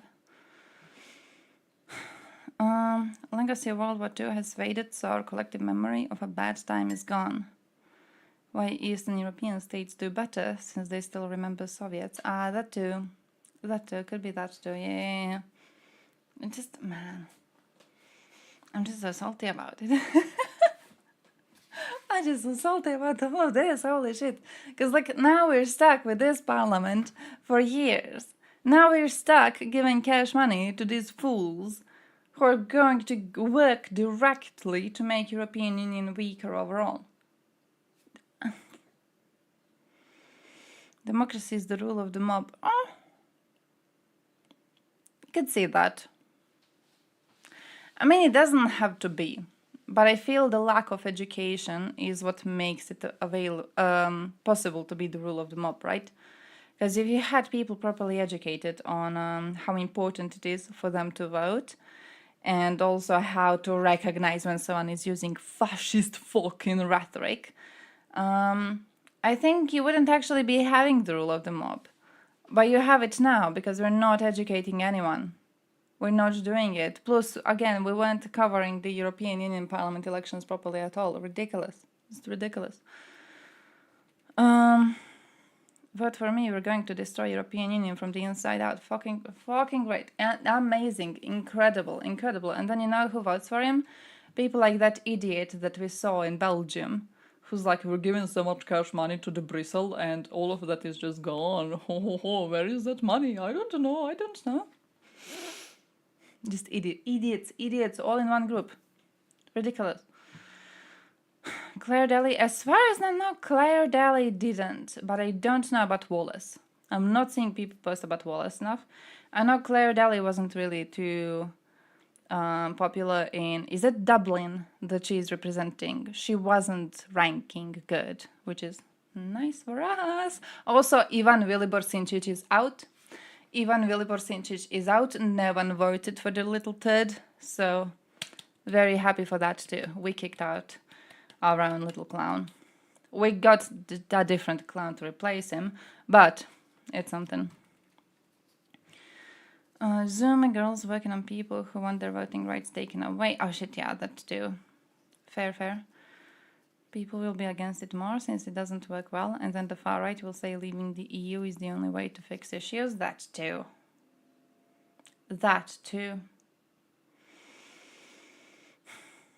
Man, I don't even know. I wish we could have EPP and S&D cooperation. I wish we could just have them together. I wish they could just be like, hey, you know what? There's like thirds left, right? Can we just make like a coalition of normal parties? Can we just be fucking normal? To some extent? Some less than others, but you know what I mean? Can we not be goddamn fascists? It would be nice. Belgian vote complaining about something that random Croatian girl discovered was wrong in 1 minute. That's a problem with people who are idiots, though. Which is like most of the voting body, unironically, most of the voting body, which is why I will forever be calling to introduce specific education on the political systems in every sort of school, starting from a very, very young age. We need to have this shit. We need to be talking about this more in the news. We gotta make it so people don't anymore go, politics? Oh, that's a very complex thing for me. Oh, that's very, very complicated for me. Oh, they're all the same. We need to eradicate that opinion. It is so harmful. But also, yeah, fuck that Belgian dude. He's so stupid. With commentators, given that young people are usually more left-wing than their older generations. So in this video, we thought we'd take a look at where young Europeans have shifted to the right, how this compares to countries like the US and UK, and why this might be. Ridiculous. Before we start, if you haven't already, please consider subscribing and ringing the bell to stay in the loop and be notified when we release new videos. Let's start by taking a look at where young Europeans are moving right. As we mentioned in the intro, Germany's neighbour France has also shown signs of this phenomenon too. In France, 36% of 18 to 24-year-olds and 39% of 25 to 34-year-olds back Marine Le Pen's national rally, compared to just 29% of 65-year-olds. In Portugal, 25% of 18 to 34-year-olds support the newly supported anti-establishment right-wing Chega party, which translates in English to enough, compared to just 18% of the general population. While in the Netherlands, 31% of 18 to 24-year-olds support Geert Wilders' Freedom Party, or PVV, compared to 30% of 25 to 44-year-olds and 29% of pensioners. It's a similar story in Belgium too, where the anti-immigrant and separatist Flemish Interest Party has become remarkably popular with young people, although in Belgium, the far right is also very much concentrated in young men. A national poll ahead of the regional, national and EU elections in June found that a 32% plurality of Gen Z men would vote for the Flemish Interest, and 24% would vote for another right-wing party, the New Flemish Alliance. While the most popular party with Gen Z women, on the other hand, are the Greens and Forward, the successor to the Belgian Socialist Party. Flemish Interest and New Flemish Alliance are actually the least popular party. Take the voting rights away from men. It's actually a similar story. That's what we're Germany, learning. with the AfD enjoying a much broader support among young men than young women, who are more enthusiastic backers of the Greens. Then there's also Finland, where the anti-immigration right-wing Finns party placed second in Finland's 2023 general election, with 20% they of the vote. just remove you from the voting Finns list. were actually the most popular party in all age groups, other than voters older than 65, who remained loyal to the centrist parties, but they were especially popular with young men. The Finns and the centre-right National Coalition were also by far the most popular parties with young men, while the centre-left Social Democrats and Greens were the most popular with young women. Now, not only is this a violation of the age-old political rule that young people are more left-wing than their elders, but it's also difficult to square with what's happening in Anglophone countries like the UK, US and even Australia, where young people are apparently getting even more How a dick left-wing. worship you have to In fight. the US and UK, for example, millennials are actually getting more left-wing as time goes on. So you can't go to vote. For instance, ahead of the July general elections in the UK, YouGov has given Labour a 40-point lead among voters aged 25 to 49 and a 43-point lead among voters aged 18 to 24. Man. Young Australians also deserted Scott Morrison's coalition party in the 2022 election in a similar way. So what's actually going on This here? time on UK Well, there are wasn't sort of retarded three into separate Brexit. phenomena that all need explaining. Firstly, Actually, the yeah, because like rightward shift among they young currently are. Europeans. Secondly, the gender divide within that shift. Their And leading party thirdly, right the now is Euro-Anglo pro-Ukraine, and then the party we've that's done going to full replace it videos is on also both the gender pro-Ukraine, so they're divide actually and doing the alright. Euro-Anglo divide elsewhere. So you can go and watch those if you want to know more. But the TLDR is that the gender divide probably has something to do with the growing education gap between men and women, the declining salience of religion as an indicator for women's voting preferences, and the polarizing effects of certain cultural war issues. Meanwhile, the Men are a bear in a voting cabin. young Europeans are actually more right-wing than Americans and Brits. Bear on is cultural very issues much less like likely immigration to be and voting welfare. far right. Aside from these cultural issues, though, Europe's So, pluralistic electoral you know, systems are statistically, also can he even important hold a factor here. pen? For No. context, in part because they're Can these representative rather buffoons than that vote far right majoritarian, hold a pen? Europe's Probably political no. systems are just Because they more like grasp pluralistic it like in the that and US then do the UK. like stupid other little words, children, like Europeans stupid little usually idiots have that they are. multiple parties to choose from, whereas in the US and UK, there are only really two options. In Europe, new parties pop up all the time, and a current trend shows that young voters across Europe are veering towards newer parties, which includes right-wing platforms, such as Portugal's Chega, established in 2019.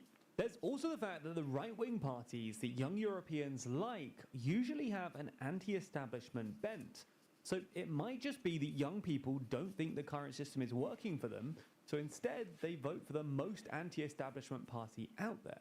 But in the UK and US, they're idiots. there's not really a... I'm fully angry over this. Man, it's gonna be like 20 Claire Dallies in the parliament for the next few years.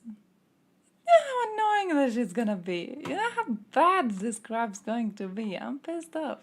What kind of building? We have a communal center type of a thing. It's like big place, huge place, huge place. Was called misogynistic yesterday for answering bear to this classic TikTok degeneracy. Oh, the conversation of man versus bear. It's so stupid. It is such a stupid conversation. And the worst thing is that it gets worse the longer it goes on. Right? It gets worse the longer it goes on. Because the point of the thing, the fucking point of the question was that you go to a random person on the street. You remember the first video? Who saw the first video? You go to a random person on the street and you ask them. And doesn't matter what they answer, really. It doesn't matter what they answer. What matters is that they go, oh, and they think a little. And then they give you the answer. That is the point. That is the entire point of the fucking question. You are not supposed to need time to decide whether you want to be placed with a member of your own fucking species or a goddamn bear. You shouldn't be needing time to decide. And yet you do need time to decide. Why do you need time to decide? Plenty of answers to that one. Going from the situation where a lot of women do, for rightful reasons, feel really unsafe around not known men, to the fact that men have just been presented as predators in society. Both of those valid things to be talking about, right? Both of those valid things to be talking about. But the longer it goes on, and the more people go and to ask the question that everyone already knows about, it loses the point. It loses the fucking point when people go, oh yeah, well, statistically, you know, this is how many bears are going to kill you, and then this is how many men are going to kill you. So statistically, would you rather really be in a fucking forest with a bear than a man? You're losing the point. You're losing the fucking point. People asking about the species of the fucking bear, losing the point. It's so annoying. It's such a stupid thing. And the fact it's still being dragged out. I saw someone yesterday doing the thing with like, if your car breaks out in the middle of the road and you can choose whether you have like a gun, and you go outside and you're on some random ass road and there's a man and there's a bear in front of you on the street and you only have one bullet in your gun and you can choose to shoot one of them, which one are you going to shoot? You know, shit like that. Like, the longer this goes on, the more stupid it becomes. It was never supposed, the asking the question was never supposed to go further than that first video. Everything else, like when you ask a question to a person who already has heard the question, it loses the meaning. It's not any more important. So I'm just fucking angry. I'm fucking angry about a stupid question. Anyone who asks the question at this point is an idiot. That's basically the thing. It doesn't matter what sort of an answer they expect. It doesn't matter if it's a dude asking it or if it's a woman asking it. And it doesn't matter for which answer they bully you. If they ask you a question at this point, where everyone has had a question, they are a fucking idiot. Because they don't know what the point was in the first place. They're not able to understand it. EU has yet to actually allocate even the funding it committed. Ooh. Even if it's changing in loans for some reason. Even included the UK. I know we're doing alright when it comes to GDP. Oh yeah, these. When it comes to percentage of GDP, I know we're doing alright. But I would imagine that when it comes to the actual amount, I would imagine that USA might be doing better. By month, United States, Europe, United States, Europe. Government support to Ukraine, allocated aid to be allocated. Oh, but it says we're doing alright-ish. Oh, right, and then here is the type of assistance, that too. Oh, and then these break Europe. Okay, that's fair, that's proper. Select the type of aid. Military, look at USA. Look at USA, look at USA. By donor country, GDP, oh yeah, Estonia. Yeah, this is what I was thinking about. Like, according to GDP, we're doing better, but USA does have a lot more capability to be giving us more cash.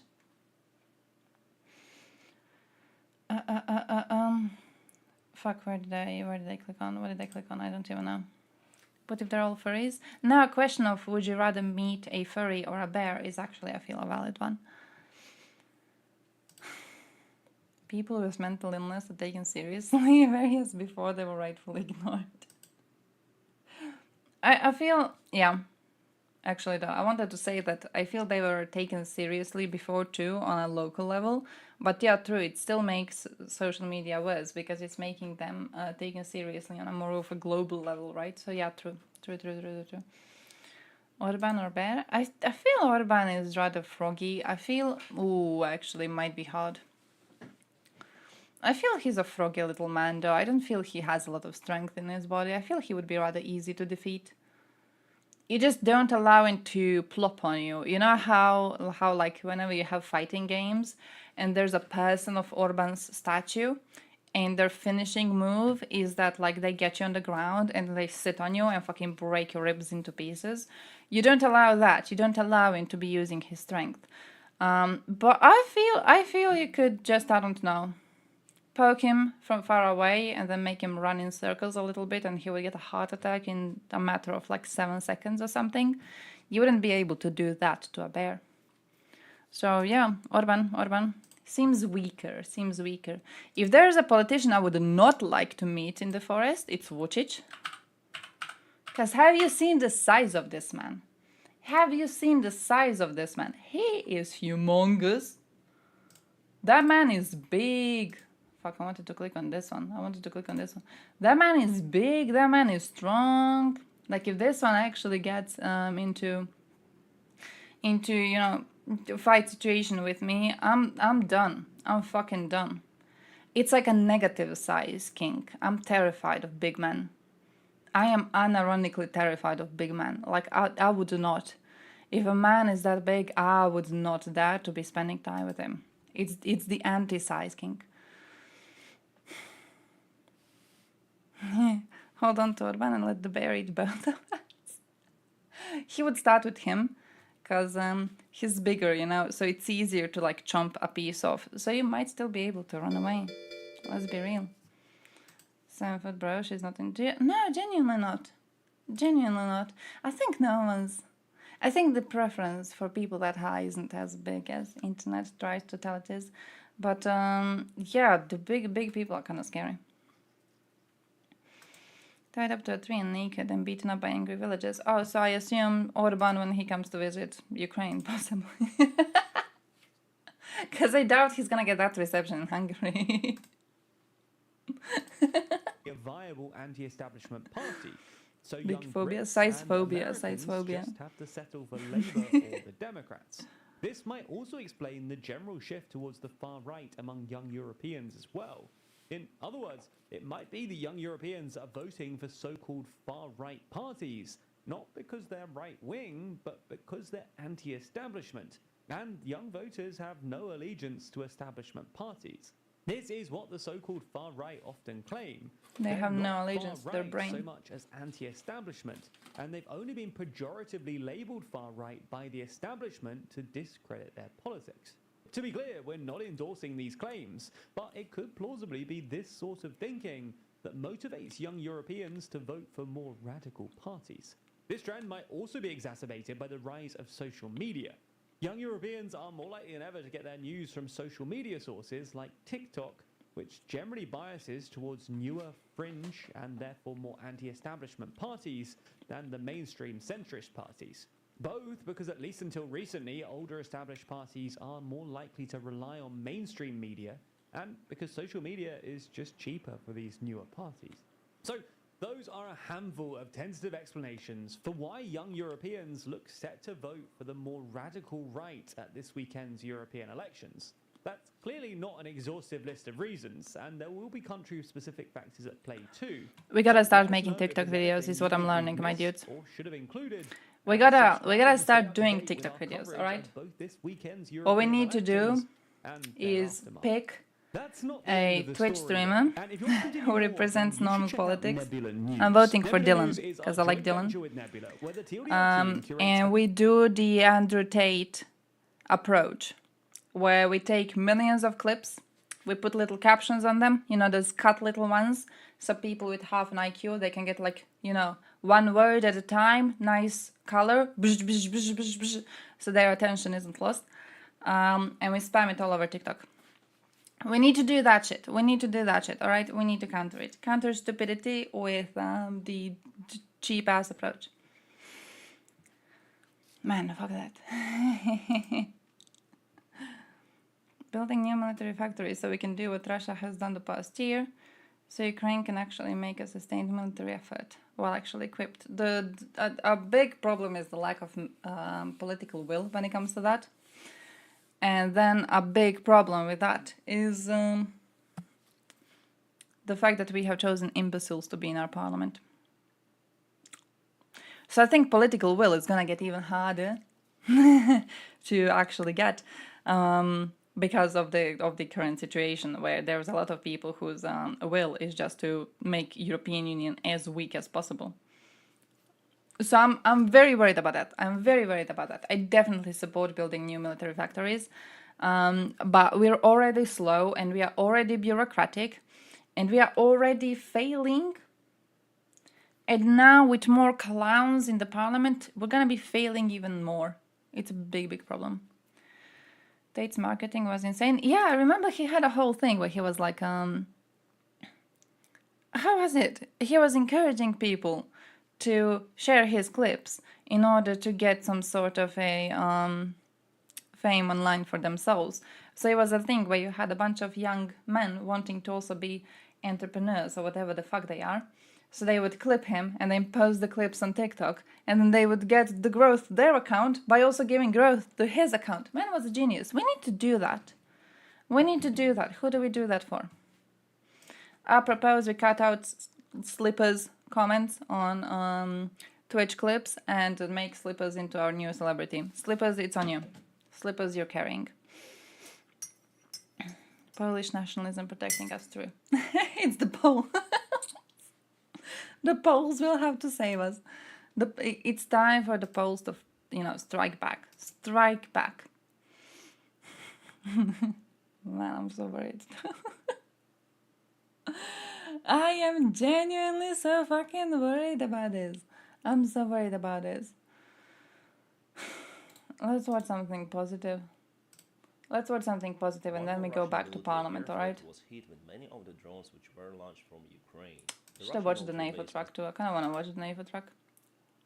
Ingenious scheme for real. Yeah, it worked really, really well. It worked really, really well. I'm just I'm kind of sad we don't have someone on the left doing the same thing. Someone on the Greens, We don't even have the Greens doing live streaming. One of you Greens people needs to start live streaming. Let's take a look at what makes a truck the NAFO 2.0. We'll start with the front and some of the features that we had on the original truck. So everything that we do, we always buy a high quality consequences of following Ukraine are going to be greater than the cost of not supporting them now. Yeah, it's just we're doing the stupidity that we did in the 1930s. Make sure it's reliably sound. So they do a lot of work in the workshop. And in the same way we didn't see it back then, we're not seeing it right now, and it's annoying to watch. But they get the camo, they've got the feathers. This shit is not getting changed anytime soon. They've got night vision cameras.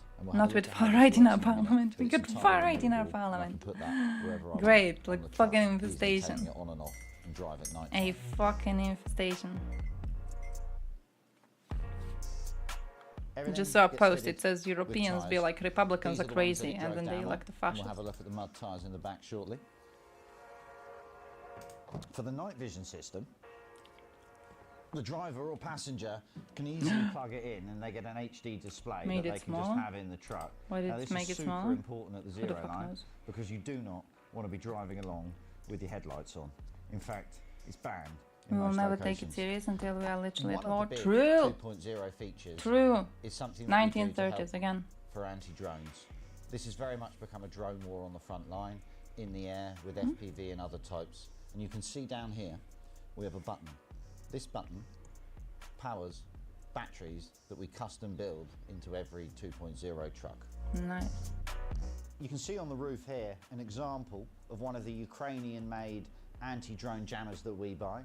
We have a number of different models that we get for the units, and it entirely depends on what frequencies they need us to be jamming in their positions where they're based on the front line. The jammer creates a protective dome around the truck, and it's easily plugged in the back here to the custom power box. The boxes that we actually build in the back are not just batteries, these are entirely custom. Oh, a map of Estonia voting came out. They enable the truck to control the charging of it and for the actual batteries of the truck to recharge it so they can continuously be used and will keep working for the soldiers as long as they need them. Every NAFO truck average European voter is a fucking really provincial. Anti-mud tyres that they can't think further than migrants, but true though, genuinely, fucking unironically. Winter, snow, or the sun. This is tyres. I'm just angry already. Anti-mud tyres, and they work. And this here. You know what that? Sorry, Nathan, dude. Sorry for pausing you. You know what that reminds me? You remember last stream on Friday when we had that imbecile in chat who was like, "I'm against immigration. I'm against getting refugees in our countries." And then he was like, "Yeah, I'm gonna support getting refugees in our countries when the royal family and the Clintons and the Hollywood celebrities, when they get refugees in their personal residences." When they allow refugees to be living in their homes. That is when I'm going to be okay with voting for parties that allow refugees to come into our countries. I feel that's unironically the brain of an average far-right voter. Unironically. Like, the stupidity to the point of it being a caricature. And they just hold on to it so proudly because they see it as, yeah, well, the anti-establishment vote or whatever the fuck. I don't even... It feels like I'm giving them too much credit when I say anti-establishment vote. It feels like I'm deleting their hatred. It feels like you delete the racism and everything. And you just go, oh yeah, they're just against the establishment. Oh, it's not that they are racist. They just don't like the establishment. No, I genuinely think it's racism in big part, in huge part. Time to stop making fun of Americans. Unironically, genuinely, fully, 100%. How can anyone be mocking Trump when we have the fucking AFD getting into our parliament? how can we be mocking Trump? It just 2.0 enhancement. This is our power will box. go to army when son of Poroshenko, Kvartal 95 team will go. We've got Yeah, most stuff of your like drone that too, units stuff like because that. it enables them to charge up the batteries of their drones. NATO phones. parliament elections. You can plug plugs Oh, into good it. question. You can actually Good even question. Good jumpstart question. the I entire don't really truck know. off the back of it. Talking about It's NATO though. portable. It can be recharged in Wait, the let me truck. pause it. And Talking about NATO. I'm actually working on designing some patches. We're doing some Croatian patches. And it's going to be a nice little thing with like a Croatian flag. And I don't know what's the text. Someone had a text idea.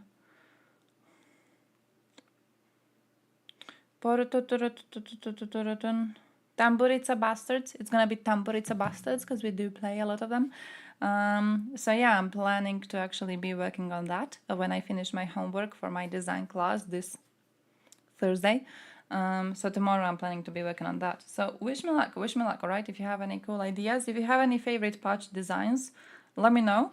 We're basing ours on a German design actually. There's a German design, it says Bratwurst Bastards. So we're trying to take that one and then to make it into a Croatian one. So wish us luck. Where did I stop reading? I don't know. Russia doesn't release proper information on their economy. Any sort of information you have on Russian economy comes from the mouth of Putin. So yeah, none of it is really reliable. Also, if every Russian can buy Samsung Odyssey, but they still shit in holes in their backyards, I think that says a lot about Russia as a country. I think that's saying a lot about their priorities. Well, I could buy a newest phone. Oh, yeah. Where do I take a crap? I just go out on the street. Just do it there. It freezes, so it doesn't smell that bad. So, like, they're choosing. It's not that they're poor, it's that they're choosing to be primitives. All right, fair enough. If richer countries help poorer countries, then the poorer country population wouldn't migrate. Really difficult problem to solve. That is true. It's a big problem when it comes to, the conversations about refugees and everything, because there are a lot of countries where we do get a lot of, how do we call them, economic migrants coming from. So yeah, the solution in that extent is to help the countries from which economic migrants are coming. You help the country develop itself, get a better economy, get better industry, and then less people are going to be leaving to get better financial opportunities in other states, definitely. But then also you have a problem that you have a lot of genuine refugees trying to come into our countries. And stopping the situation that makes them into a refugee is something a bit harder. And I think the clearest issue with this can be seen on the issue of the Russian invasion on Ukraine, right? Because there's a sure 100% way to stop the coming of Ukrainian refugees into Europe, and that is to evaporate Russian soldiers in Ukraine, right? You secure that border, there's not going to be any refugees coming over anymore because they're going to be in their own country, rebuilding their own country. But we don't have the political will to do that for an ally country of ours that is the victim of an unjustified aggression. We don't have the political will to fix that. If we don't have the political will to fix that, we will never have the political will to fix the situation in Syria, for example. We will never do that. Like, the situation in Ukraine is black and white, and we're still sitting on our stupid asses.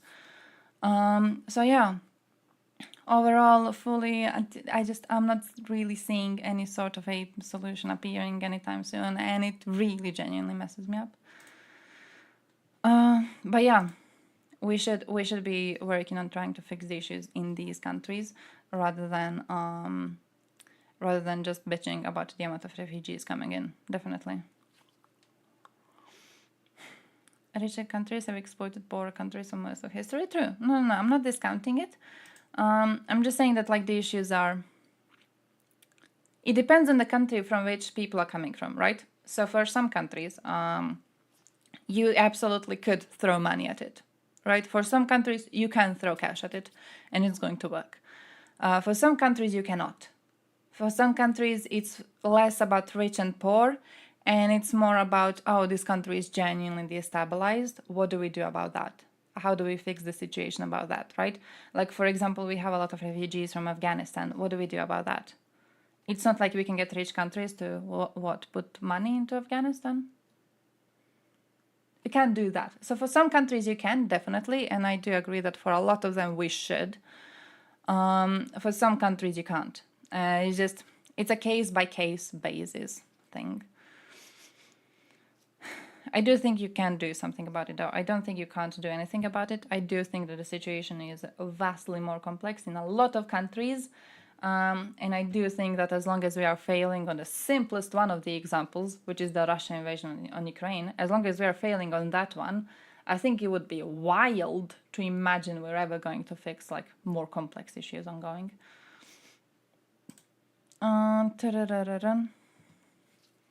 Fuck, where was I on this? Wonder how many would want to return. It's not like Ukraine was a well-functioning country prior to war. I mean, when it comes to rebuilding, I feel a lot would. Like, a lot of people returned to Croatia after the war ended, you know? I feel a lot would. Yeah.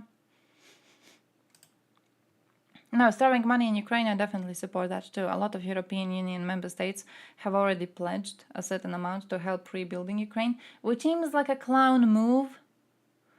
Because, like, pledging money to rebuild Ukraine, bitch, pledge money for tanks. Pledge money to help them defend. What's the point of pledging money? Oh yeah, I'm gonna fix this city when Ukraine is freed up. If you're not helping militarily, you're just ensuring that more cities are added to your list of little pledges to fulfill. Just give them military aid. But I do think also a lot of money is going to go into Ukraine once Ukraine does liberate all of its territory. Hey, yo, Draco, welcome! Macron, along with Estonia and Belgium, was supporting EU issuing joint bonds for military spending. Yeah, it's very problematic. Very fucking problematic, the situation we're in. Every time you're not sure how to fix refugee problem, drop another bomb on Belgrade. Actually, yeah. Just to, like, raise the morale. People are gonna be like, man, we will never solve these issues. The world is going to shit. What do we do about this? All right. There's hope. Man. Usually people with family ties will return. Yeah. Stuff like that, genuinely. I feel it's not going to be a big issue when it comes to that. I feel it's not going to be that big of a problem to get people to return.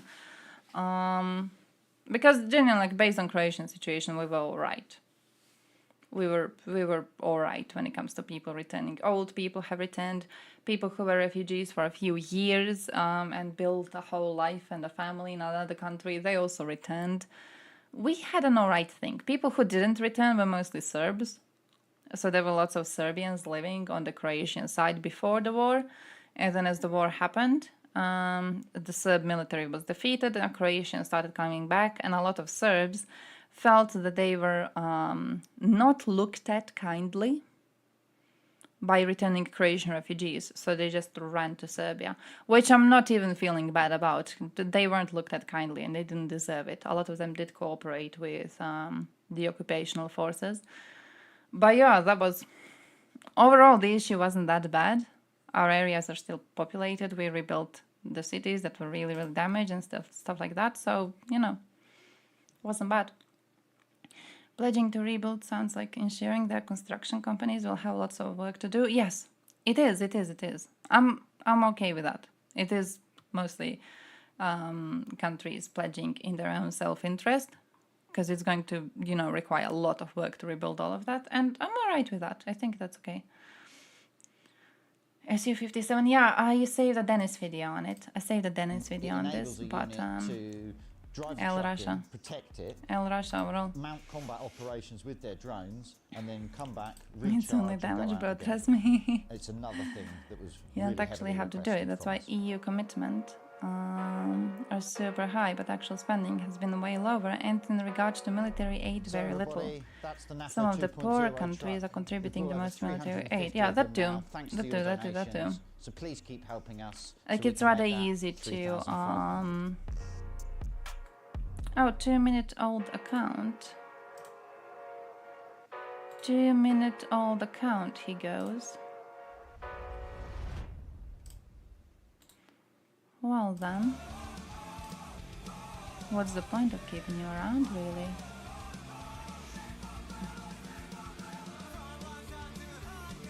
Like, I've got a little thing, and it warns me when an account is really fresh. I'm just gonna be banning on site.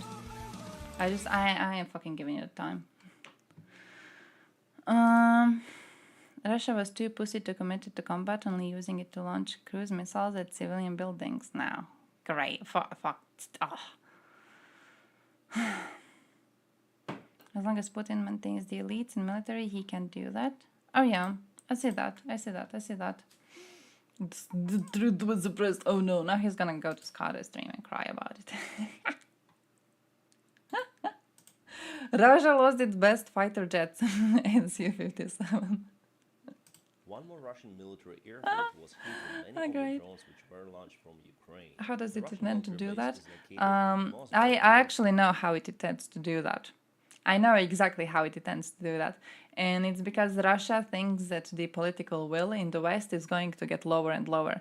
When we talk about Russia wanting to outlast the West, we're not talking about Russia outlasting our military capabilities and our numbers of soldiers and everything. It's not about that. It's about the fact that Russia has to last long enough until the Westerners get enough imbeciles in power to allow Russia to win. They have to outlast our resolve. They have to outlast our will. They're not outlasting our military. They're outlasting our political will to fight against Russia in the first place. So, which is something that it seems relatively doable for them to be outlasting. On that front, I think genuinely you can only trust Ukrainians. I feel you can only and solely trust Ukrainians. So donate to Ukrainians to the front. Specifically donate to drones. Also donate to fighters on the side of Ukraine. Miro is going into surgery soon. His unit has been attacked by drones. Don't know if you've seen that. Just save it. I wanted to save it to share the link with you, but I don't know if I did save it. Oh, yeah, it is. Miro's going into, fucking hell. Oh, yeah, it opened here. Nice, great. All right, proper. So I'm gonna give you the link. So if you want to be doing some donations for our Georgian fighters, feel free to. But yeah, what they're outlasting is our political will, not our military capabilities. Ossetia, Caucasus, it accommodates some of the Russian bombers as well as MiG-31K, which Russia uses to strike Ukrainian infrastructure by the hypersonic missiles. And also, yes, Russia lost their Sukhoi 57, the best Russian fighter jet ever built. More you will see in this video. Alternatively, you could say the West just has to outlast Russia. It's a pointless statement. Straight to the airfield. It went down, as you can see on the screen. I think there is a kaboom. It is not just the only strike which happened that day. At least 3 of the but I do drones think made it to their it's target. Here, not fully pointless, I would say. It doesn't communicate much, really. But I think it's important to understand the differences in what we are outlasting. Because like the idea that the West has to outlast Russia, it is, oh, we just gotta keep enough politicians in power willing to stand up to Russia. While Russia is losing men and equipment. So if they continue losing men and equipment to this extent, we are likely going to see them, lose. Whereas when we talk about Russia outlasting the West, it is precisely not in the area of military capabilities of the West. It is in the area of political will. Airfield or maybe some of the planes. Hello my friends and welcome. My name is Dennis and this is the latest update from Ukraine. Let's go. Alright, it seems like after all the Russian MiG-31 was hit, but it happened not in Mozdok. The one more strike was conducted on Belbek, also the base for the same aircraft type. Well, I'm gonna tell you about it after the short message. Guys, as you probably know, the Father's Day is coming very soon. I'm a father myself, so I'm gonna celebrate this day within my family circle. And for the special occasion, a company called Exter reached out to me and they presented those fantastic wallets. You might Alright, fair. No one's doing some advertising. Fair. Alright, what we have are the fuck what do they want to say? You know what it reminds me of? The idea of like, oh, Russia has to outlast the West, but the West is so strong militarily. It reminds me of Americans saying that Russia would lose if it tries to militarily invade them. It's like that. I think that if you hear Russia just has to outlast West and you see it in the military capabilities type of outlasting, I think you're not understanding the danger of Russia fully. Technology which keeps your personal information safe and secure. You know, guys, my daily life is usually very active. I like motorcycles, I like cycling, I like flying the glider, so I like to carry as less things as possible with me. And this wallet really gives me the freedom because it's very, very compact. What do you think about European Union Parliament results? Yeah, I may put lots of the cash in this big one, but you know, I found out that I rarely do it. Actually, I do not carry cash any longer. Oh, man's still doing the so the advertisement. choice is obvious. Say goodbye to family through your Oh, wallet. he's doing the advertisement for a while. But actually, it is just a primer color. It means that Russia performed some of the painting jump on this airplane, which was previously damaged a little as a result of Ukrainian drone strike. Agreed. So Russia changed Croatia some didn't of the even have that bad of parts results. of I'm the still just airplane, and they decided to rather repaint disappointed. it. First of all with a pink primer, and later on they're gonna put their own livery, so their own colors. The Belbek airfield was attacked at least 3 of the times since the beginning of the Left and moderate one in Finland, more extreme right less place. Was nice. Part of the infrastructure of the airfield, some of the communications, the air defense systems, or the airplanes.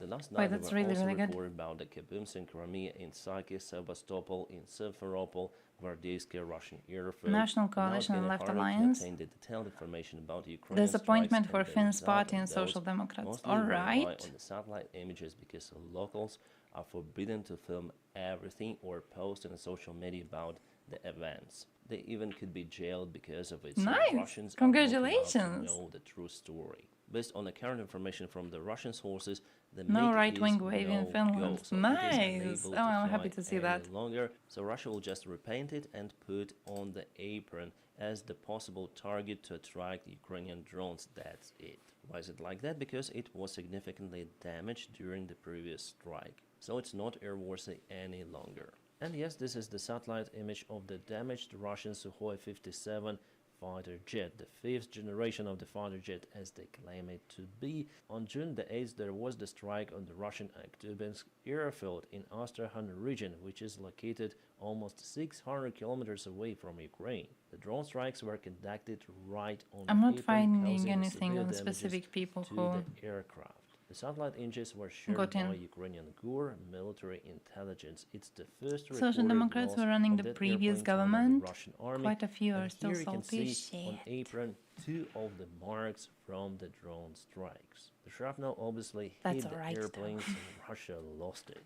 I think that it is even Congrats, the first Finland. recorded Congrats, Finland, loss of the genuinely. 5th generation Croatia also military had no jet far-right in wave, world so I'm kind of history happy because about of the real Croatia. strike in a real worst-case Definitely scenario. not Well, happy even though about Russia hesitates to Germany use and those France. airplanes in a war against Ukraine, I but kind still, of at some expected point, Italy, Russia but might Germany and start to France. do it. As far as I remember, they have 13 of the airplanes of this aircraft type. Now let's review the front lines just briefly. So here Ukraine went on some certain counterattack in Volchan city. At the same time, Russia still continued with their attack attempts. Also over here, so they're still pushing, they have resources for that, and they send new reinforcements as well as, by the way, Ukrainian army. Today Zelensky announced that the operation of the Russian army in Kharkiv stalled and failed, and that Ukraine will send more reinforcements to push Russians out. We'll see if this operation will be successful, because it is now partially successful, especially in Volchansk, the city which was completely Manpower, oh yeah, destroyed that by too. the Russian occupiers. I feel that ties Russia into actually already the whole occupied that Western city in resolve thing. 2022. It is their Because, for second example, we've attempt, seen which USA is not failing to as deliver successful support for them as it for was quite a 2 long years time. ago.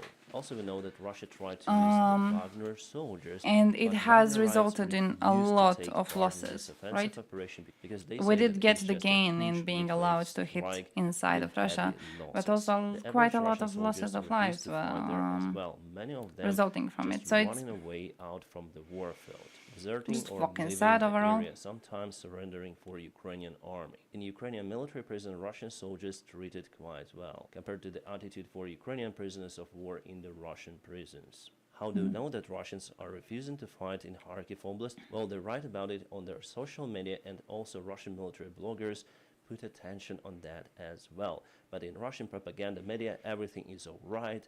Russian army goes ahead with almost no losses. But the losses in Kharkiv Oblast for Russia is 1-8, absolutely crazy. It's been almost 1 month since Russia started this attempt to occupy the Kharkiv region, and yes, we must state that they failed with this operation has won that them a was new title. advertised all around the Russian TV, how they go to Kharkiv, we're gonna go and liberate, as they say, Kharkiv. In just a couple of days, the operation will be successful. Here we go, our convoys. All of that are now being demolished.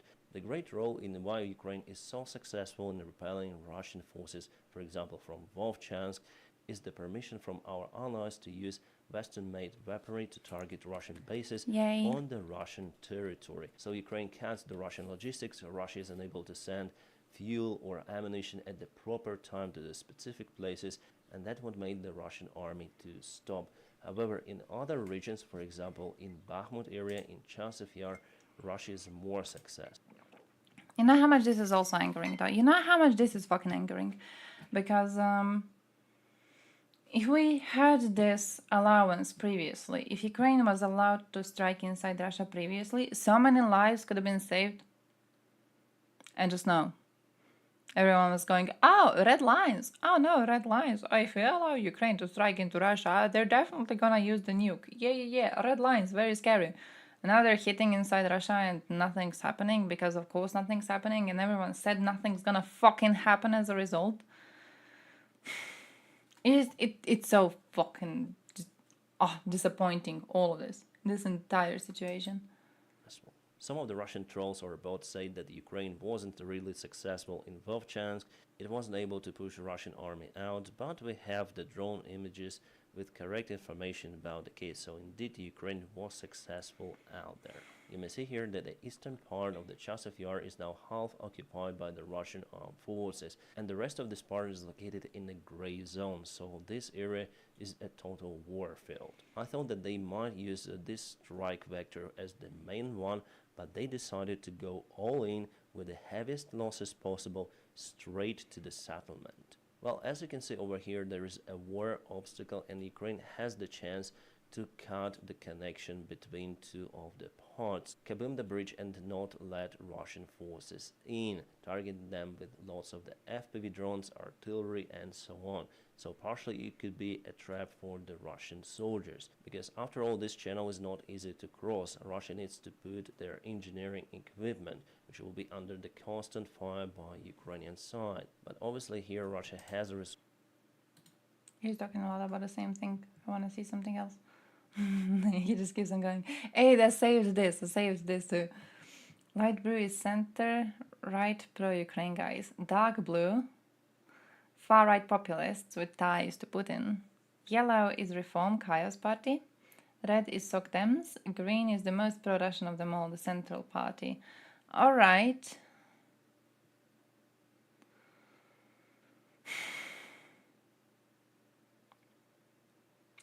Well, when you compare it to the French voting, it doesn't even seem that bad. When you look at it side by side, it's like, all right, not even that horrible. Oh, you gave 2 seats to Renew. That's nice. Oh, 3? 3 to Renew. Congratulations, holy shit. 1 seat to ECR. That sucks. No seats to ID. Proud of you. We gave no seats to ECR, but 1 seat to ID. Which still is rather bad. I'm still kind of disappointed, but yeah, I guess we need at least 1 seat for the far right, so it's good it's 1 and not more of them. Secret naval biolabs. I hear they make super soldiers in this. Oh, that one actually looks rather cool. I hear they make super soldiers in this. Vatnikville, Ruski Miraya.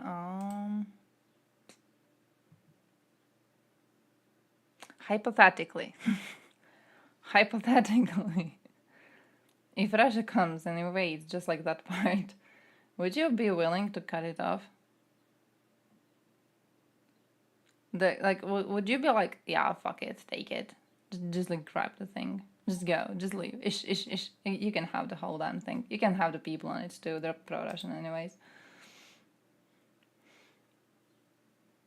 Center right pro-Ukrainian island. Sources to occupy the eastern part of the Chasiv Yar. Hypothetically, as well as their artillery and the hypothetically, if my wife's pussy was never actually wet, how many people would I be willing to sacrifice to Russia? This part has most of our resources. Your Vatniks. Your Vatniks are not resources. Vatniks are a waste of resources. You are understanding it wrongly. Everything to postpone the military support. Wait, really though? Finally, the bill was voted. Human resources? Still, we need a few months for the military aid to arrive. For this reason, in 2024, Ukraine is losing the ground because it wasn't really prepared for the summer campaign. Russia was prepared during the winter time. The ground, really? What do you have? Lots of the artillery shells. They produced lots of the vehicles. They hired volunteers and foreign mercenaries into their army. That's why I had no idea. Let me check. Losses, but they take the ground. Ukraine is unable to cope with this at the present stage, so there will be more weaponry needed.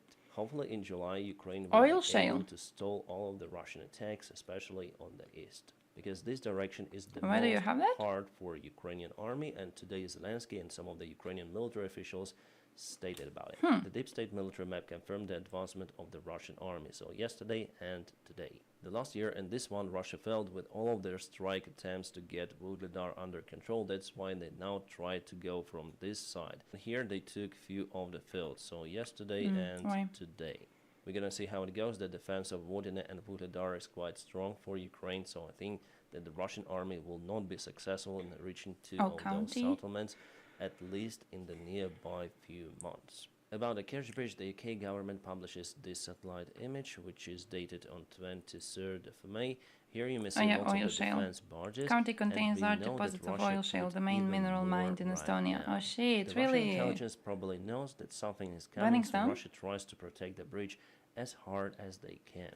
Putting those barges against the drone boats and more air defense systems to potentially shut down Ukrainian Not sure drones. I know what that is. We'll see how it goes. Oh, there's no creation for it. I think that Ukraine first of all should obtain F-16s and on. Bro, there's no creation for it. There's some sort of the operation to cut the Russian supplies. My friends, again, I'm gonna share some of the videos just on my Telegram because of this platform restrictions. So sorry for the blurred image. What I can possibly show you is this Russian motorcyclist. We have tons of the videos with their useless motorcycle attacks. There are tons of the videos like that, how they try to reach Ukrainian positions using two-wheeled transport. But if Poland gives 6 seats to eat 20 to ECR. Holy shit, Poland. There's no any protection against 24 EPP, 3 to S&D. Holy shit, Poland. Oh, the fuck has been going on? China-made Russian golf carts. On this screenshot, we see many of the I'm gonna be hoping that the only demographic to vote in the Polish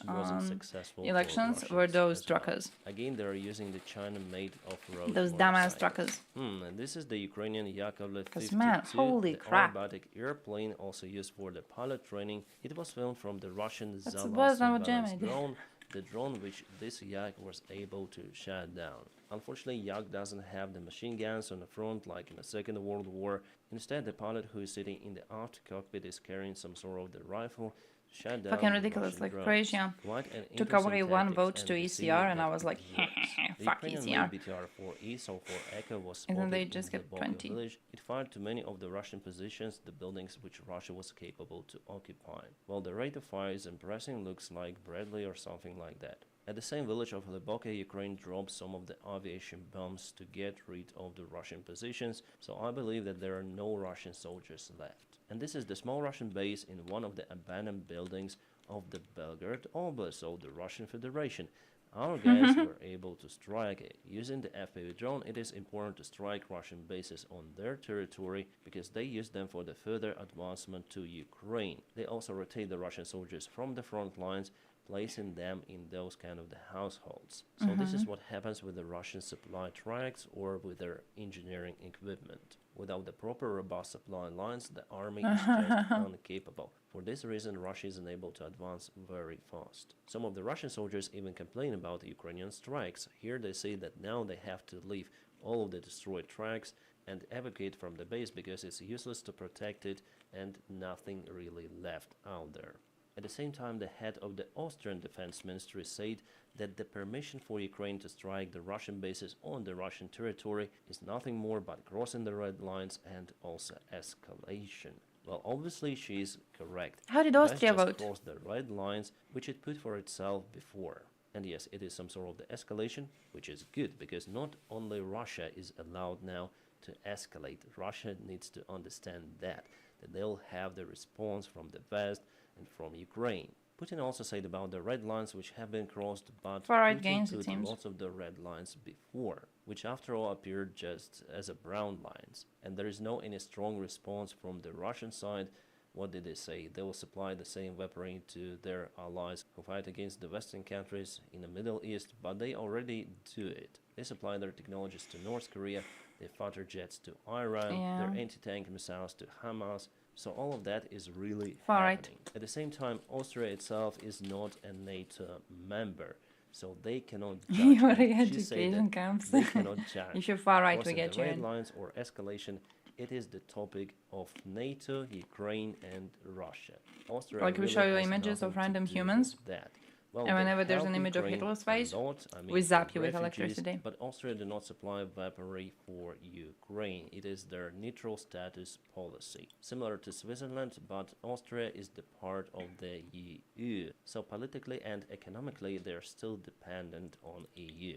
Alright, Women's what can voting we rights? see here? That Lufthansa airplane crash landed Look, near Moscow. two Yes, possible it's not Lufthansa, ways to but go by this this. paint job is You want to destroy interesting. Europe It's the fully, private completely, Russian which is the path that we are airplane taking right now with which far-right performed getting the power. first landing on one You of the revoke roads women's voting in rights. Russia near You want to Moscow. fix All Europe. the people survived. You revoke Why men's did they voting use rights. Lufthansa sign? Just like Lufthansa you're a dude. delivery? I'm out of Shut the clue. fuck up. An absolute great outcome Shut the for fuck up. 4 of the hostages who were captured by Hamas in Israel during their attack on ECR 7th 2020 October. EPP All of those 3 people were SND released 2 from renew. captivity by Israeli special forces. Here we 8 have the drone undecided, but image 6 of the are final it. part Oh of the shit. operation, the military 2 renew, helicopter, they're nice. some of the special Something. forces carrying hostages, and helicopter just flies away. I'm very happy for all the hostages, and by the way, this guy is Russian.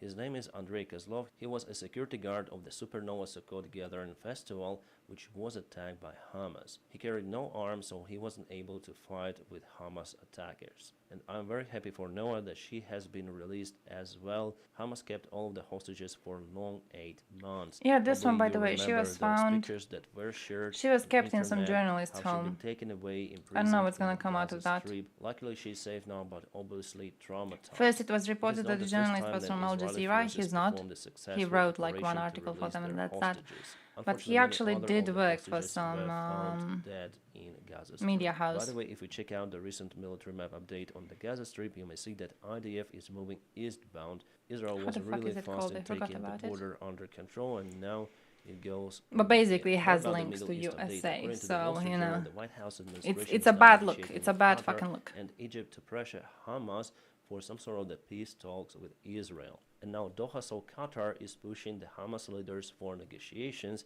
There are threats for them of arrest, sanctions, expulsion from Qatar. But there is no positive response from Hamas whether they want to negotiate with Israel or not. Guys, probably you know about this video, which was shared on internet. I also shared it on my Telegram channel, how Biden tried to sit on invisible chair. The video was commented lots of the times by the Biden's opponents that this guy is old, he's out of clue what he's doing, he has dementia and so on. But actually chairs were there. Biden just decided to sit before everyone else. Yes, it's too fast, but nevertheless, he did everything correct. So if you see the full picture, Wow, it this plays is covered in the well, news. right? I'm not a fan Man of Joe goes Biden, to but sit. here everything was Too early. okay. The part of the Then video was sits cut and a bit later. exaggerated. The Times came out with an article about Yermak, the head of the president's administration of Zelensky. They said that the authority of the head of the president's office exceeded the authority of the elected officials of Ukraine. The foreign diplomats complained that Yermak controls the access to president. Yermak is personally accused for dismissing Zaluzhny from the military command.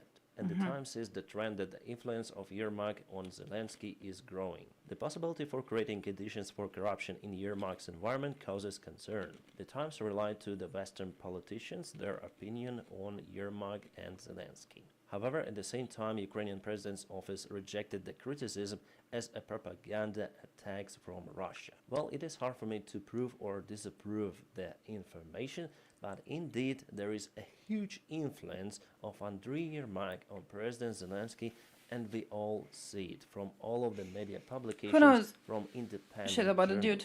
And indeed, there is His a little sauce, corruption really? field still existing in Ukraine, and there is no huge lever to cope with that corruption. I know From other Western barely media anything sources, about the we dude. see how our allies are pushing President's office of Ukraine to cope with the corruption. Like, we heard the name, that's problem. basically And the it. United States continue to see the corruption as the real threat for Ukraine. Anthony Blinken visited Ukraine the last month, and he also spoke about the corruption, that Ukraine should handle it. So at least the part of this article is unfortunately correct. Europe Yes, is again, lost. I'm not No. spreading any sort of the Russian propaganda on my channel. I'm here commenting on this article. So part of it could be exaggerated. We're not failing, we're not failing. over-exaggerated, but part of it Alright, is like we're not doing correct. perfectly And yes, well, I speak but we're about not the failing. issues in Ukrainian politics, in Ukrainian government, because it touches really the effectiveness of Ukrainian Economic army relief we and need. the Old lives man of sits in our chair. soldiers, I especially may if not we see speak it. about corruption. And still in this environment, Ukrainian army is capable to fight against the Russian one. It is just a miracle for me how Ukrainian army is able to do it. Alright, again, speaking about the Russian propaganda, those photos indeed were taken in Ukraine by some of the Ukrainian photographer. Ukrainian about Russians elderly bad, though. soldiers who were Russians bad, just she goes, hired migrants are bad. going through their training. What's been We can see going that on they in are Germany not recently? young at all. And indeed, there are lots of the elderly soldiers in Ukrainian army, but they're united in separate group, as we see on this picture. As you may judge, the capability of the group is limited. For this reason, they will be not used as the other, more younger groups. Also, There we're was out of clue a about the Ukrainian leaders girl, of she's the still West. missing. Maybe they will I went to fight check behind if I front lines missed some news. on I didn't. She's artillery. still Here you missing. may see that they're at the 9-year-old shooting range, but Valeria, it is compulsory for everyone to missing go in through the Germany. shooting range, even for artillerists And then before for that, supply they had drivers, another whatever. case of So a we have the fact Ukrainian of woman just missing the in training, Germany. the She's drills, actually a but the Ukrainian activist. context is left behind. Also not I'm found sure yet. that those guys will not go and fight in the trenches, because in And then some ways before it's that, just they had impossible for that them to do. case of You have those to have some of the Ukrainians physiques to murdered. fight right on the front line. And I may show you many of the other pictures of the elderly Russian soldiers, and some of them were just hired by the Russian army too. So without the real context, it's hard to judge. When was And that the Institute exactly? for the Study of War said that Russia is out of the military man April to conduct the 27th, fast, two Ukrainian movable, citizens were offensive killed by operations. stabbing They're just capable to at do a what local they're shopping doing right center. now. Midway's There were attacks military with limited personnel undergoing success. medical Sorry, I'm rehabilitation in publishing this video Germany. a little late because there were lots It's like of the the fuck is going Telegram on in Germany? outrages. Are we Telegram is blaming one of my the main far right sources to obtain Germans the or are we information, blaming also the ground Russians? news, some of the channels on Twitter and so on. So just now Who do we think I is was more able likely? to restore the connection for my Telegram channel. The connection outrage lasted for a few hours, so it was you really say terrible who it for was? Telegram, and there was no information shared about what particularly caused that. And now, my friends, please don't forget to press your huge like to this video. By doing so, you Ukrainians help me stabbed to a lot. death by And a also, please Russian don't forget in to check the Germany. link for the German extra prosecutors bullets in say, the and I video quote, description, stabbing where that's you will get 40% maybe off political. for the Father's Day. And also use my Maybe. personal code, Davido, Maybe. for extra benefits. Just My friends, I wish a you all wild guess, maybe. Oh, what a stupid little thing. The country got full retard on yesterday elections. Hey, you're not the only one. Have you seen France? Just say Europe needs weapons to fight migrants and watch. Within a few months we will have monster war economy. Maybe that too. We just go, hey guys, we're going to fight these people. You have to word it nicely. We're gonna fight these people who have been crumbling European Union from inside. And then the far right thinks, oh, immigrants, and they give us money for weapons, and then we use them to, you know, crush Russia to the ground. Oh man, AFD, man. AFD is not even gonna research what happened in these cases. Do we want the elections? The elections are not doing too well. The elections are not doing too well. Good, bad, worse. Here's the voting map for France. This third color, this shit color, that's the far right. So that's how we're doing. That's how Europe is doing. Not all countries have released their maps so far, so we'll see how it goes. Estonia, for example, has theirs, and Estonia is actually doing all right.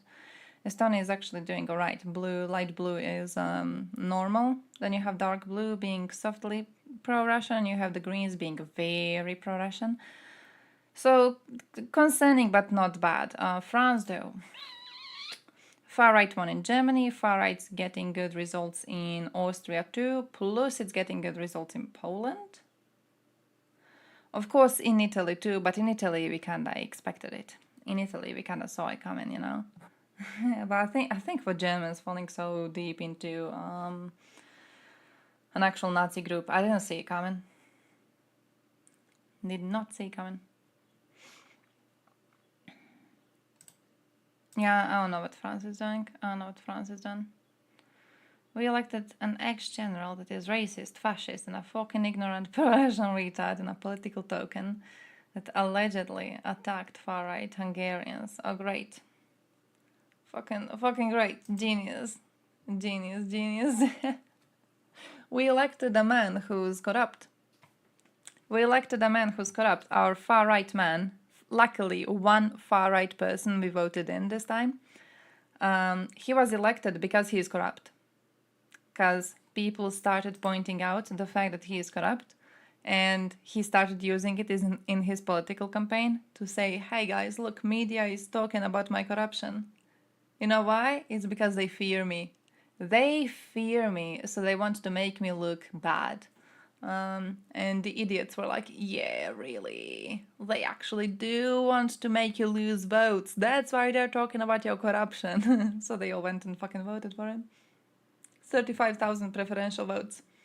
35,000 people got out into the voting booth to circle an idiot.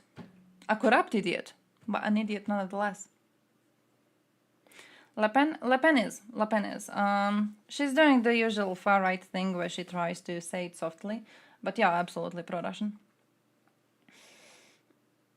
Do you want to annex Tuscany whole for a piece of coastline in history? I'm gonna think about it. When each of us gets on our respective leadership positions in a country, me and you soon presidents, we could sign it. Yeah. I feel it could be working. French far-right candidate and said, isn't she hot? Oh, it's like Meloni getting votes because she's hot too. Oh shit, I refused. That was an accident. Let me see. Live results. Choose a country, Romania. S&D, Renew, EPP, ECR 1 seat, others 6. Thank you. Fucking thank you. Please something. Fuck, I haven't even looked at this source. Look at us. Look at us. Come on.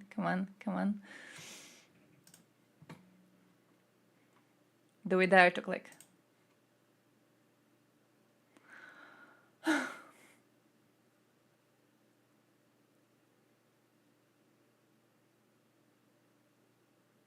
Man, what happens with Europe far right taking the lead? Big problems happen. Big problems happen. That's what happens. Big, humongous problems happen. Currently, we don't know exactly.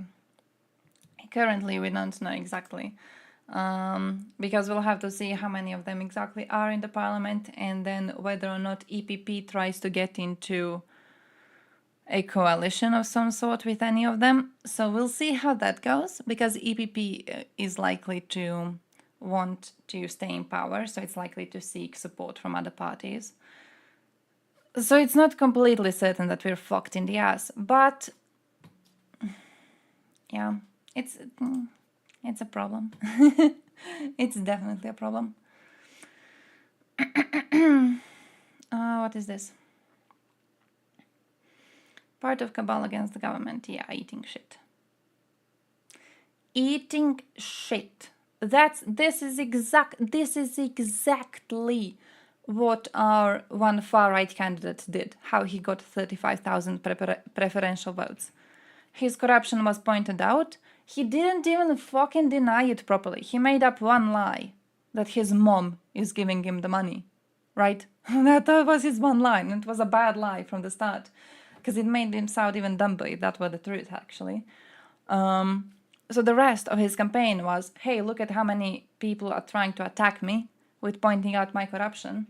That means they fear me because I am anti-establishment. The establishment fears me. Vote for me if you also want to kick out establishment. And people voted because they're stupid. Because they're absolutely fucking stupid. So I'm not surprised that this piece of shit is doing the same. This woman, my man, there's an interview existing online of this woman talking about how she got funding for one of her previous presidential campaigns, and she got it from Russia. And as she is doing the interview, she bitches about the fact that she couldn't get the funding from France. So she went to like several French banks, and no French banks wanted to give her the money. So then she had to go to Russia. She had to go to Russia, and she had to ask Russia to give her the cash money, and Russia gave her the cash money. And then, was it last year or was it the year before that? I'm not entirely sure. But she threatened to sue everyone who says that she got money from Russia. She threatened to sue them for spreading rumors about her, when she is the one who said it. She is the one who made it public. Like, she admitted to it. So yeah, far-right, overall, far-right is just a group of shit-eaters, genuinely. I don't think any one of them is worth the oxygen that they're using. Just bullshit people, all in all. By news cabal, they mean Jews. That too. Taking Putin's cock, betraying our historic values. True. Their two favorite hobbies. Just angry. More smart women, so many will vote for them. You know what's the problem, though? When it comes to specifically the sex appeal of politicians, it's the fact that there's a difference between putting more smart women into politics and between putting women with big titties in politics, right? And what far-right is rather good at doing in many countries, but it reaches the point of being caricatured in USA specifically, right? In USA, it has reached the point of being ridiculous. I think in most of our countries we do see that, but not that strongly, not that caricature. But what they do is they have like horrendous policies, and then they have a really hot woman standing to represent that, right? So then she's pretty and she's looking nice and trad and shit like that. And then she gets the votes because she's pretty, and no one really cares about what she has to say. It's not about getting smart women in politics. It's about just putting Buba on the stage, so idiots vote for Buba. We had the thing here in Croatia, which was a similar thing, but different gender, when Škoro was going into politics. Škoro is one of our singers. One of our stars. Look at this man. So a lot of people voting for this dude because... the fuck is this? Because he's looking like that. So people were like, nice, damn, look at this dude. He's fit. Have you seen the rest of our politicians? They'd be looking like frogs or some shit. So you have this one, actually, head full of hair. Nice, looking rather nice. So they voted for him. Turns out no one even knew what they were voting for. I had several family members who voted for this prick. And then later we were having conversations and I was like, oh, all right, I didn't know you're against abortion. And they go, no, I'm not. And I mean, what do you mean you're not? you support the right to an abortion. And they're like, yeah, of course I support the right to an abortion. Well, why then would you vote for a man who is against fucking abortions being allowed? Oh, I didn't know. I just voted for him because he's a singer. Shut the fuck up. Most of our voting body are just imbeciles. It's like, it's jellyfishes. It's fucking jellyfishes. Just like, wherever the water takes you, that's where you go. And that's that. You don't think for a second about it. Fuck that.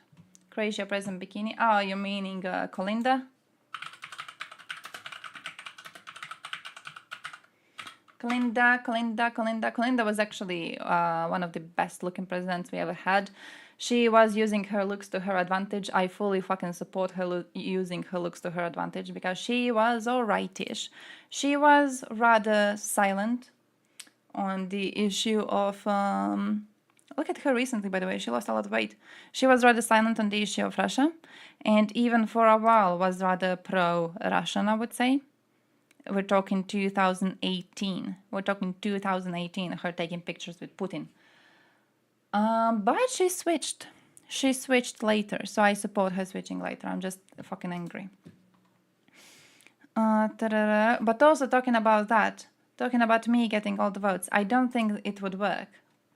I don't think it would work, and there's a reason I don't think it would work. We had a really nice looking woman trying to enter Croatian parliament now. I don't know her name. Nina something? This is Nina. This is Nina. She is she's like a fashion star in Croatia. She's doing old time fashion. I don't know how it's called, retro. She's like always wearing these little dresses and these little hats and everything. She's really, really pretty overall, really, really pretty. She didn't get a lot of votes.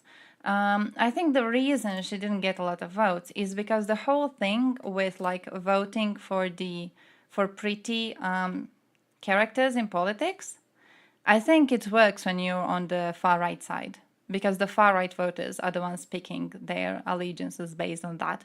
I think that when it comes to left wingers, I don't really think they pick allegiances based on that. I'm kind of discriminating against the right wingers, I know, but I'm okay with that. Maggie the Block, is that not the one? Is that not the fuck, she was in something related to health, was she not? Yes, she was. Yeah, she was. I had a chatter from Belgium. And he was so angry about it every time. Every time we were talking about Belgian politics, he was like, look at this blocky woman.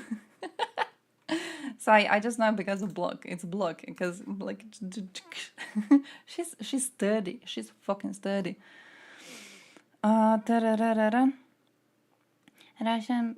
Russia is bombing this country, well, but the West did something wrong too sometimes ago. Replace all Senate and minister seats with treadmills, unironically. Unironically, you're gonna see the frog types getting heart attacks, dying on the spot. We're gonna lose Orban immediately. The rest of them, I feel walking would be the only effort a lot of them would put in daily. Do you guys have defending Belgium from fast food by eating it herself? Do you guys have cameras in your parliament rooms? Do you get cameras in it? Because we had cameras in them for a while, and then they were removed because the politicians were angry because a lot of the voters would call them out for not doing shit. So they removed the cameras. That was the thing. It was like, it was there so you could see how they vote and everything, but whenever you would turn on the TV channel where the parliament was showing, it was like, let's say 5 to 6 people in the room. No one else was in that. And then these 5 to 6 people, they weren't even doing shit. Several times they were caught like either sleeping or playing on their phone or shit like that. Like no one was really paying attention. They would go for a short break and then they'd just go home. They would never return. They had fights, which were like stupid elementary school level fights, but they would have fights. It was just fucking clown show. So they removed the cameras and so we don't see it. That's ridiculous. That's just so stupid. I hate this. Who's that? Poland's far right. I can't. By the way, when I was talking about USA using hot women to the point of caricature, I'm talking specifically about women surrounding Trump mostly. I'm talking specifically about women connected to MAGA party. You do also have some of them in the usual Republican Party overall. What's that small one who had like a whole cafe? A small one that had a whole cafe where like the selling point was that you can bring guns in it. She was jerking someone off, I think, in a theater or something. Yeah, it was that. I can't remember her name, but like she's small and she's relatively hot. But mostly, I'm not thinking of MTG. MTG is like the opposite of that. MTG, you have like hot women put into politics to get votes, and then you have MTG being there to like scare you out of politics, to just terrify you. You see that woman, you go the other direction, all right? Bobbert, it's the Bobbert one. Wasn't she was jerking someone off? I remember that. Like all pissy and everything. Wasn't she cheating on someone too? She and MTG both, I believe, cheated on their respective partners. Politician hotness tier list. Who gets the first place? I'm calling Boris Johnson. First place. No contenders really. Sanna Marin, second place. She can get second place. AOC, second place too. No one comes close to Bojo. What's this? First 100-meter Confederation banner in this campaign. Oh, damn. All right. Did she get in? Did she get in?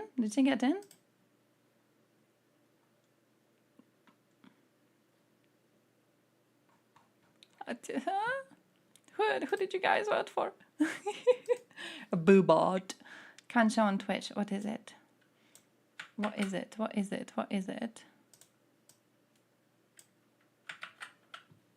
Let me open new window. Alba fella, what are you doing? Oh no. I heard that there's a really, really bad video going on of a car getting ran over by a tank. I don't know if you have seen it. I haven't, personally. And I hope not to see it. But I've heard it's bad. It's bad. It's not worth it? Alright, thank you. I will not. I will try to not. I saw Andrew Perpetua talking about it and he was like, yeah, that was bad. And like, if that man says something, then it's bad, alright? I'll trust him. He has seen so much footage. Miles able to like see a fucking trench and he knows exactly where the position is on the map. If he says something's bad, then something's bad. Bitch is running for a party that wants to take her rights away. A lot of them do. A lot of them fucking... I don't know what's the point of that. It's like, we have a thing in Croatia. I bitched about this previously, but like Klečavci, which is just a bunch of men kneeling in our capital city main square. They just kneel and they pray so women stop wearing revealing clothing. You know how many men defend this shit? Women? You got women being like, oh yeah, well it's their right to do that. Bitch! What, are you fucking insane? You know what's another thing? They did a procession. They walked through the capital city wearing their little crosses and everything a day before the election. It was like election silence. You're not supposed to do any sort of political messaging. And then you got Christians who very openly, very obviously support the far right in the country, doing a little walkathon through the capital city, and no one can do shit to them because, you know, it's a religious procession. It's technically not a political one, even though everyone fucking knows who they're advertising. Just... Man.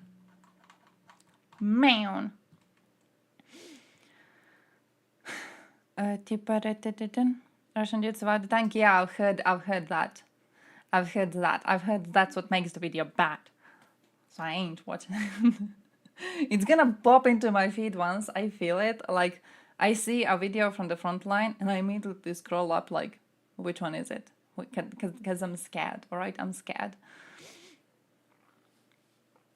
Paul started running for parliament years ago. Alright, that's fair. Wait, didn't you? Who was that? Who was that woman in politics in Italy? Fuck, I know which one I'm thinking of. I know which one I'm thinking of. I can't remember. Didn't she also have a role in some sort of... Was it porn? Was it Playboy? What was it? Or was it just like a pop star shit? I don't remember what she was doing. Oh, Playboy, yeah. Alessandra Mussolini. Alessandra Mussolini was in Playboy. Related to actual Mussolini, by the way, the fucking actual Mussolini person. And she was in Playboy, and then she tried to get into politics. Oh man, it's a fucking shit show. You guys are a fucking shit show. I love you so much. Director, can I open that video? Or is it going to fucking destroy me? What am I allowed to click on? I'm scared. You're scaring me. Stalin made provocative offers, such as offering to have sex with Saddam Hussein and Osama bin Laden in exchange for peace. Day before the election or on the election day? Day before the election. Day before the election. Because day before the election is supposed to be like election silence. So no political parties are allowed to advertise. You can advertise before. Sometimes it's longer, it really depends. I think it was 2 days actually this time. I think it was 2 days. But usually days before the election, you're not allowed to be advertising. You can't be advertising, there can be no polls made, no shit like that. So it's just like silence day. But religious groups do not have to follow that, so they just do whatever the fuck they want to do. Because fuck them. Graphic or violent imagery. I'm gonna get top sent. I'm gonna save it for later. I'm gonna get top sent. I'm gonna get top sent all the way to kick.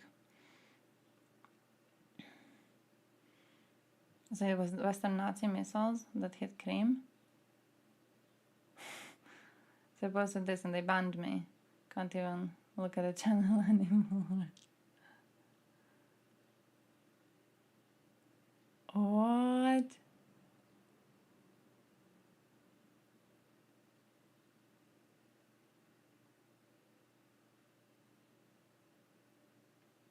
Man.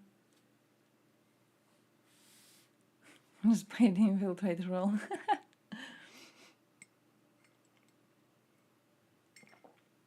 The day before is the last campaigning day, but none allowed on the actual day. Ah, so you don't have like election silence on the day. Oh, I thought everyone has that, to be honest. Oh, that's cool. That's interesting. I never thought of the like reasoning behind that. Invested millions. Fuck you. How the fuck are you Ukrainian? Even if you write in Ukrainian, if your Twitter nick is literally checking the wins or some close shit, maybe it is. Who the hell knows? Who the hell knows, really? Yes, no, maybe it's an old account. Is this new? 1 year ago?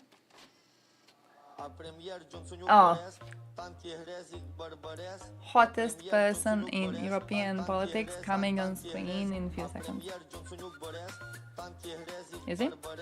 Yeah.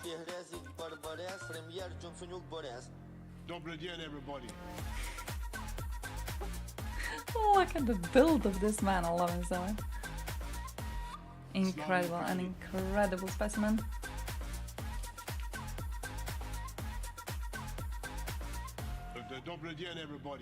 He was trying so hard.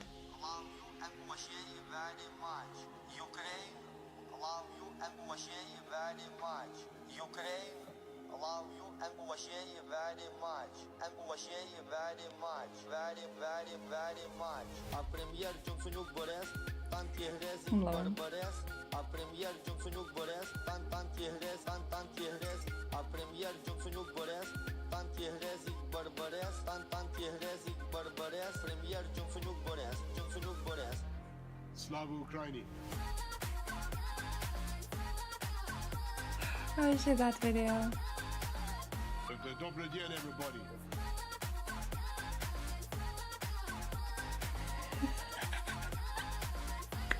Slava Ukraini.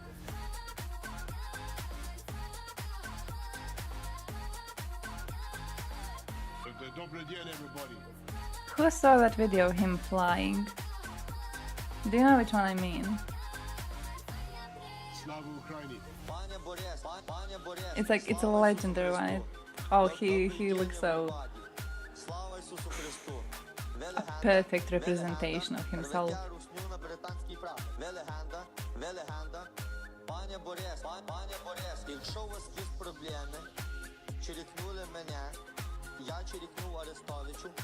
Yeah, zip wire one, yeah.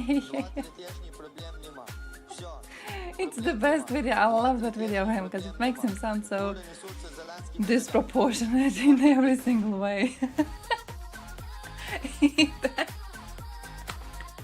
That one. I love that video. He's so not built like a human person. The funniest man ever.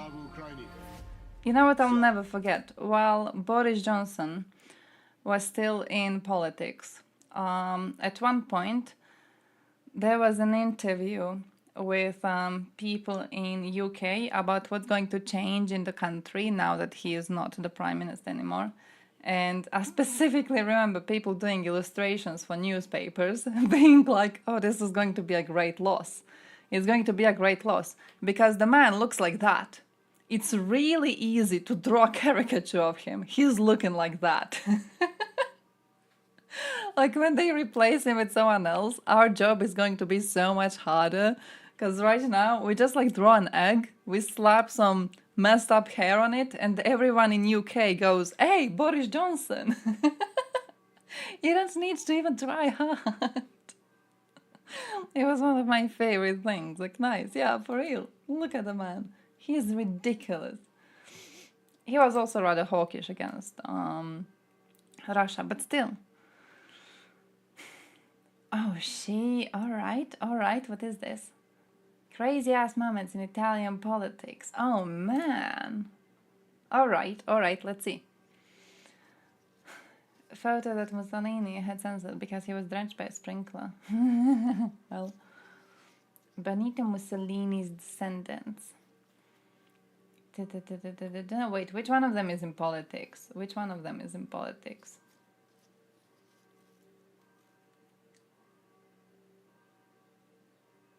Well, that's serious. Film producer and screenwriter. Bruno, son, an aviator, died in a plane crash. Oh, rip. Romano. Whoa, played with music giants. Holy shit. Oh, he had Alessandra, so Alessandra is his. Anna Maria. Oh. Large number of illegitimate children by different women. Man. Elena Corti actually lived rather long.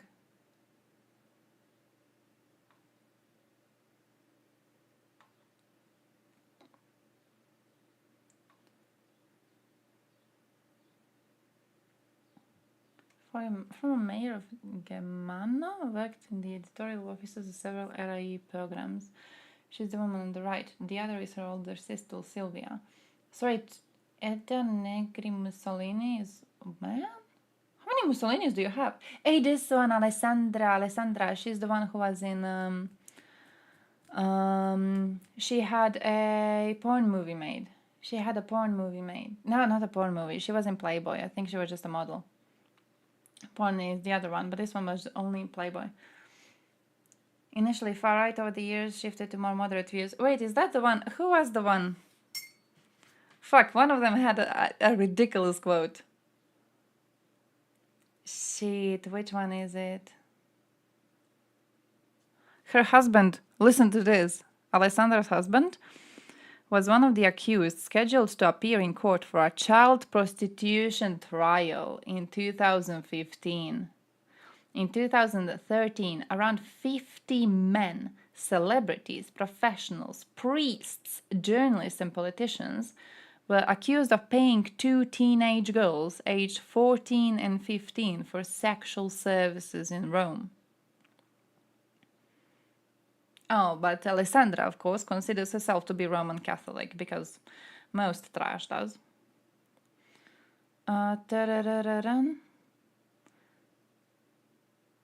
What? Which one of them had a ridiculous quote on LGBT? Return to politics, political career. Was it the porn star one? One of them had some view. It was basically the quote something like, it's better to be fascist than to be gay. But I don't know which one it was. Great-grandson of BN. Candidate in the European elections. Bro, how are they all, like, getting into politics and shit like that? Professional footballer. No. Nice. City councillor in Rome.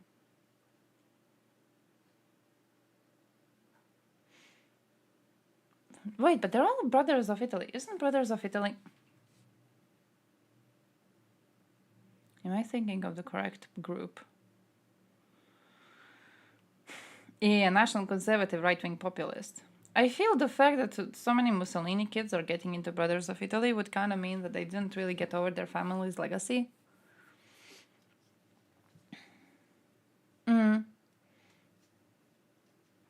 But man. Oh, she made a nude calendar. Man.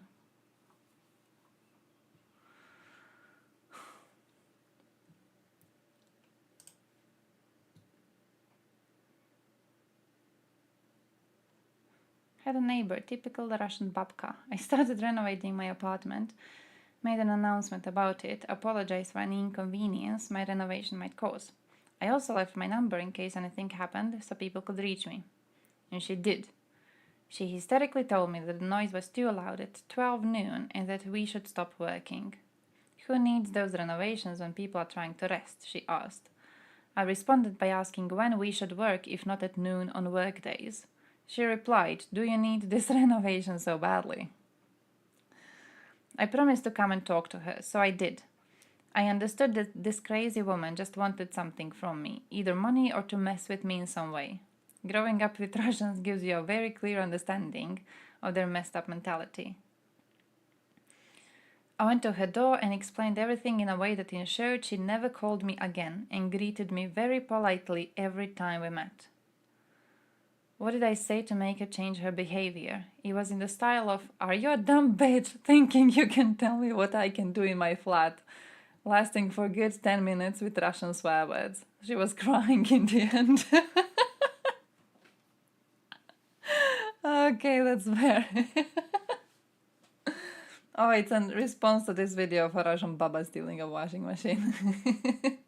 I even saw this. Woman just saw, she saw a washing machine. And she was like, yeah, I'm just gonna take this. Why is it left outside? This is mine. Ridiculous. More NATO propaganda on this channel. What is that? US Embassy Riga? Yo, bald tops. Oh no. What am I gonna see down? Nothing. We're doing good. I'm not seeing any horrible comments. Surprised. Genuinely surprised. Genuinely surprised.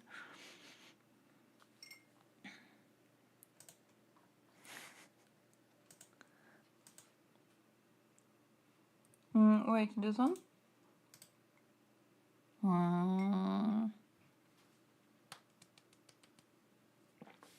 Man.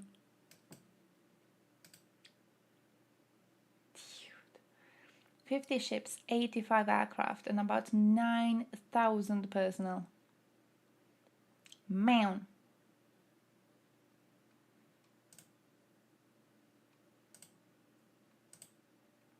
I mean, they're already rather close, this means, so they can just, come and visit Ukraine. I feel they can just come and visit Ukraine, just like walk a little bit.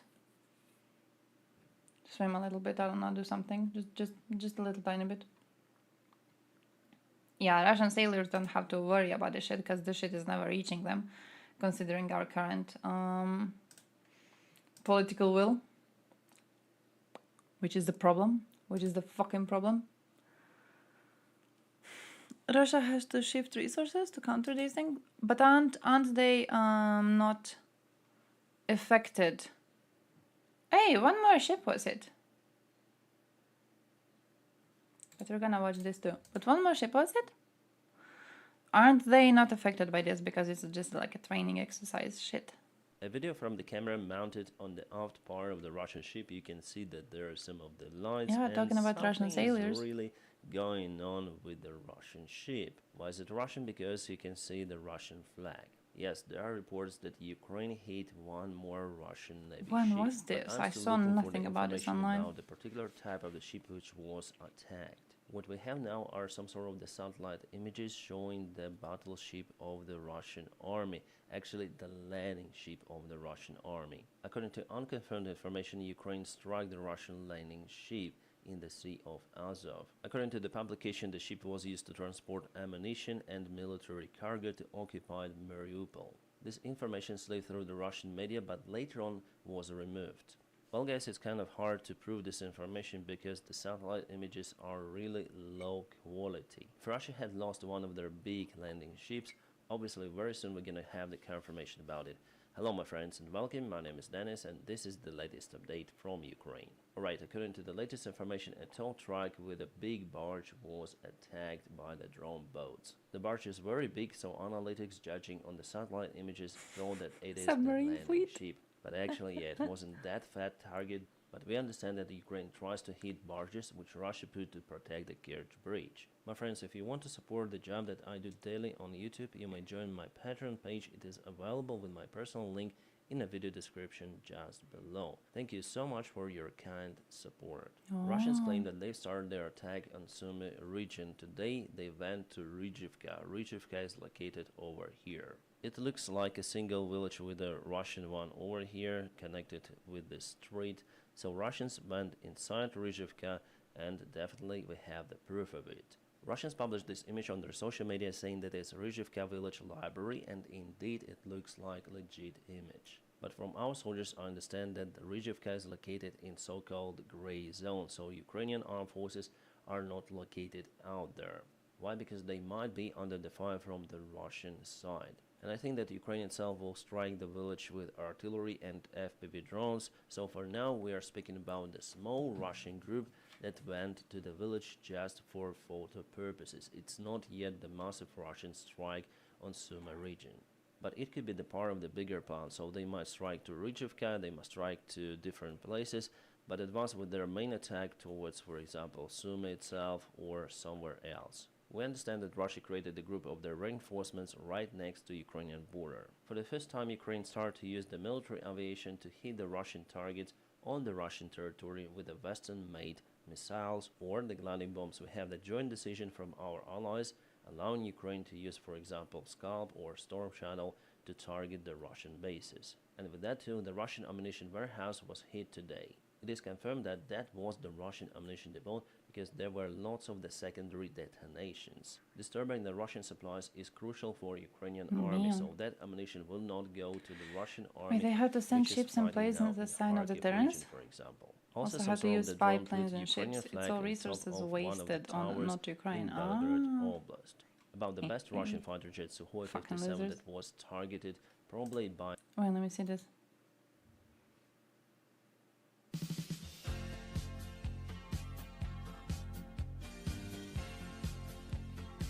Okay, alright, Tokyo Fantasy, let's go, let's go. No Russian boats below the Black Sea don't fish at this point. I feel the reason Ukrainian naval campaign isn't being talked about much is because it doesn't go in line with our current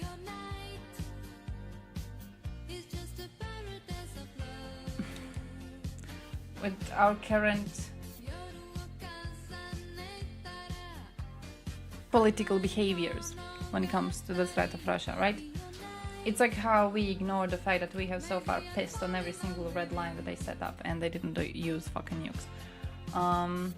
We're not talking about it too much because I believe specifically a lot of our groups are not willing to do much when it comes to ensuring the defeat of Russia.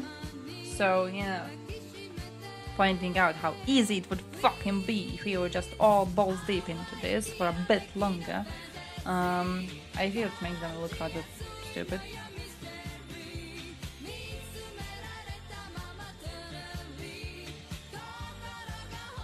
Man.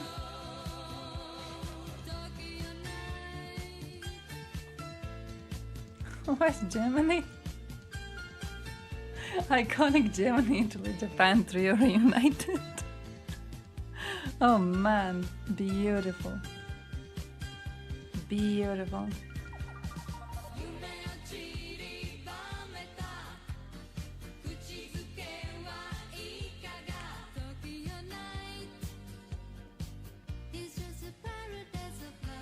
Man.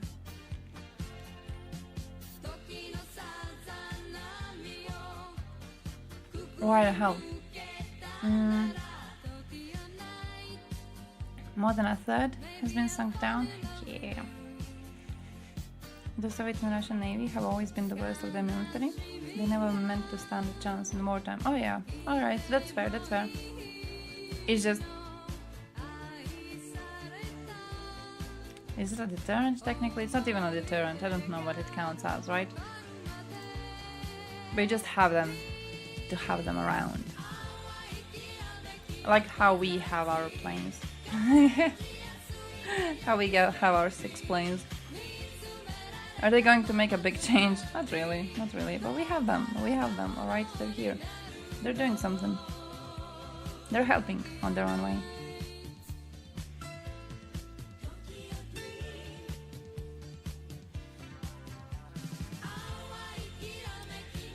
Says 2 parties that are Russia funded got into the National and European Assembly from Bulgaria.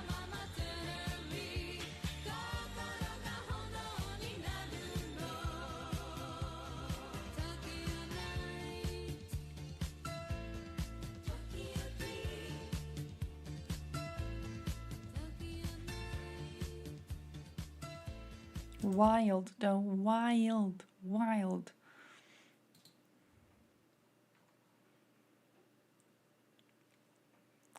Victoria and Vladislav got married in May 2023. They planned a wedding celebration on the first anniversary, but Vladislav died defending Ukraine in November. Man,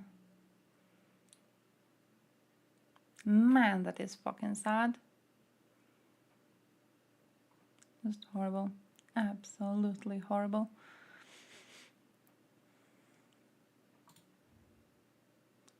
The axis of friendship. Oh yeah, I saw this map. I actually saved it. Oh nice, it has an explanation here. But yeah. Basically you can exactly see the lines between East and West Germany. Like fucking exactly, my man. Precisely, fucking precisely. All right, ridiculous. This is ridiculous. They had some notable submarine fleet. However, by the 1980s, they couldn't compete with the Lords of the Sea and Air, which I don't sneeze.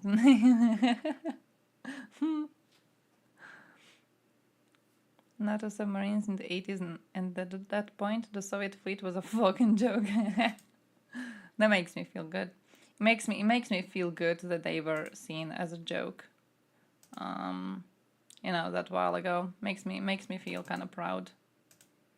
Fuck, I need to go to bookmarks. Need to go to bookmarks. No, wait, I have this one. I'm pretty sure I saved the one for Germany. Who the hell knows? Gonna find it one day, alright? Reminder again in case you missed it, but Noah Chomsky, he's dying. Man's not doing well, man's not doing alright, so rip. Post-communist people vote to the right wing. Ridiculous. Fucking, oh my man. And then we're still supposed to believe that Ukraine is full of far-right people, and that far-right people are all supportive of Ukraine. Like, you remember that documentary we watched on the fascists in Italy, and they were selling around the flags supporting Russians. What is this even? The fuck is this even? What sort of a reality are we in? Every time Italy comes up, we automatically end with Mussolini. I mean, look, he's prominent now. He's prominent now in their politics, alright? That's rather weird. Most normal countries would move on. Yeah, apparently there's a whole like Pravda beer thing. And this is a really popular one. And they also have a lot of other ones also with cool little things. So I'll save that. Cool little, what's the word? Oh, no, there's a word for that.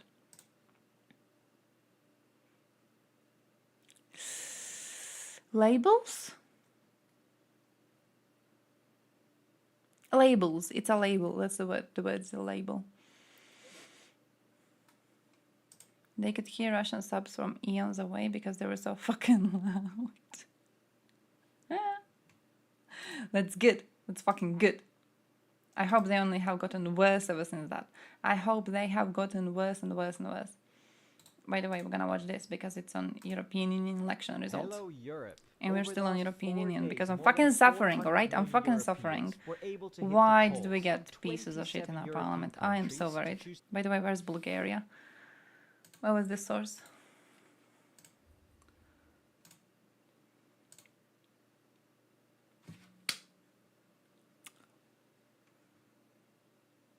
Two of these are Russia funded. I don't know which ones. But Italy? Appetit? ECR?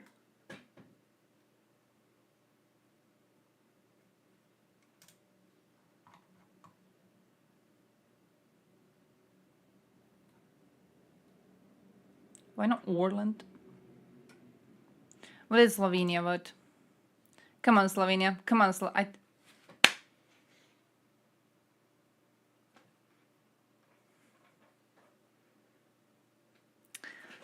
They're saving us.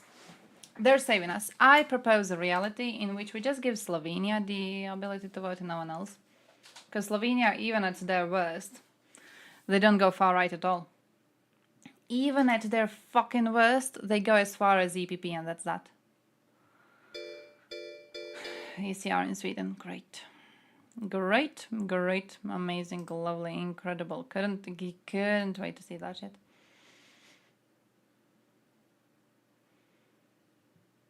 Deep civilization and defining prospect that the PD might be the strongest, best, most mobilized, most young, most capable social democratic movement in Europe.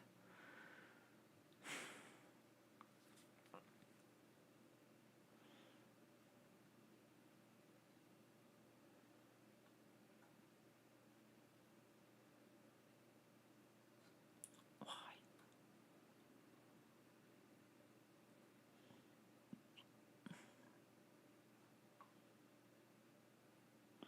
150 years of German social democracy is giving its final breath, carried on the back of 64-year-old school teacher votes. But in Italy, the flame of socialism is strongest in all of European Union, and they march beneath the holy banner. Workers of Italy unite behind another technocratic goal. Huh? Man.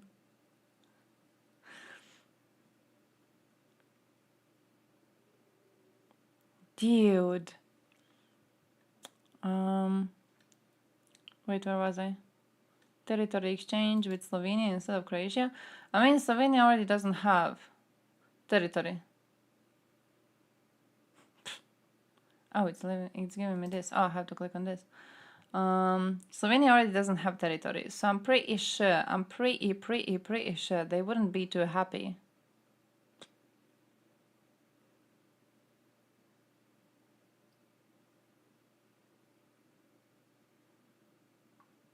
But they just got her to sing for it, and that's that.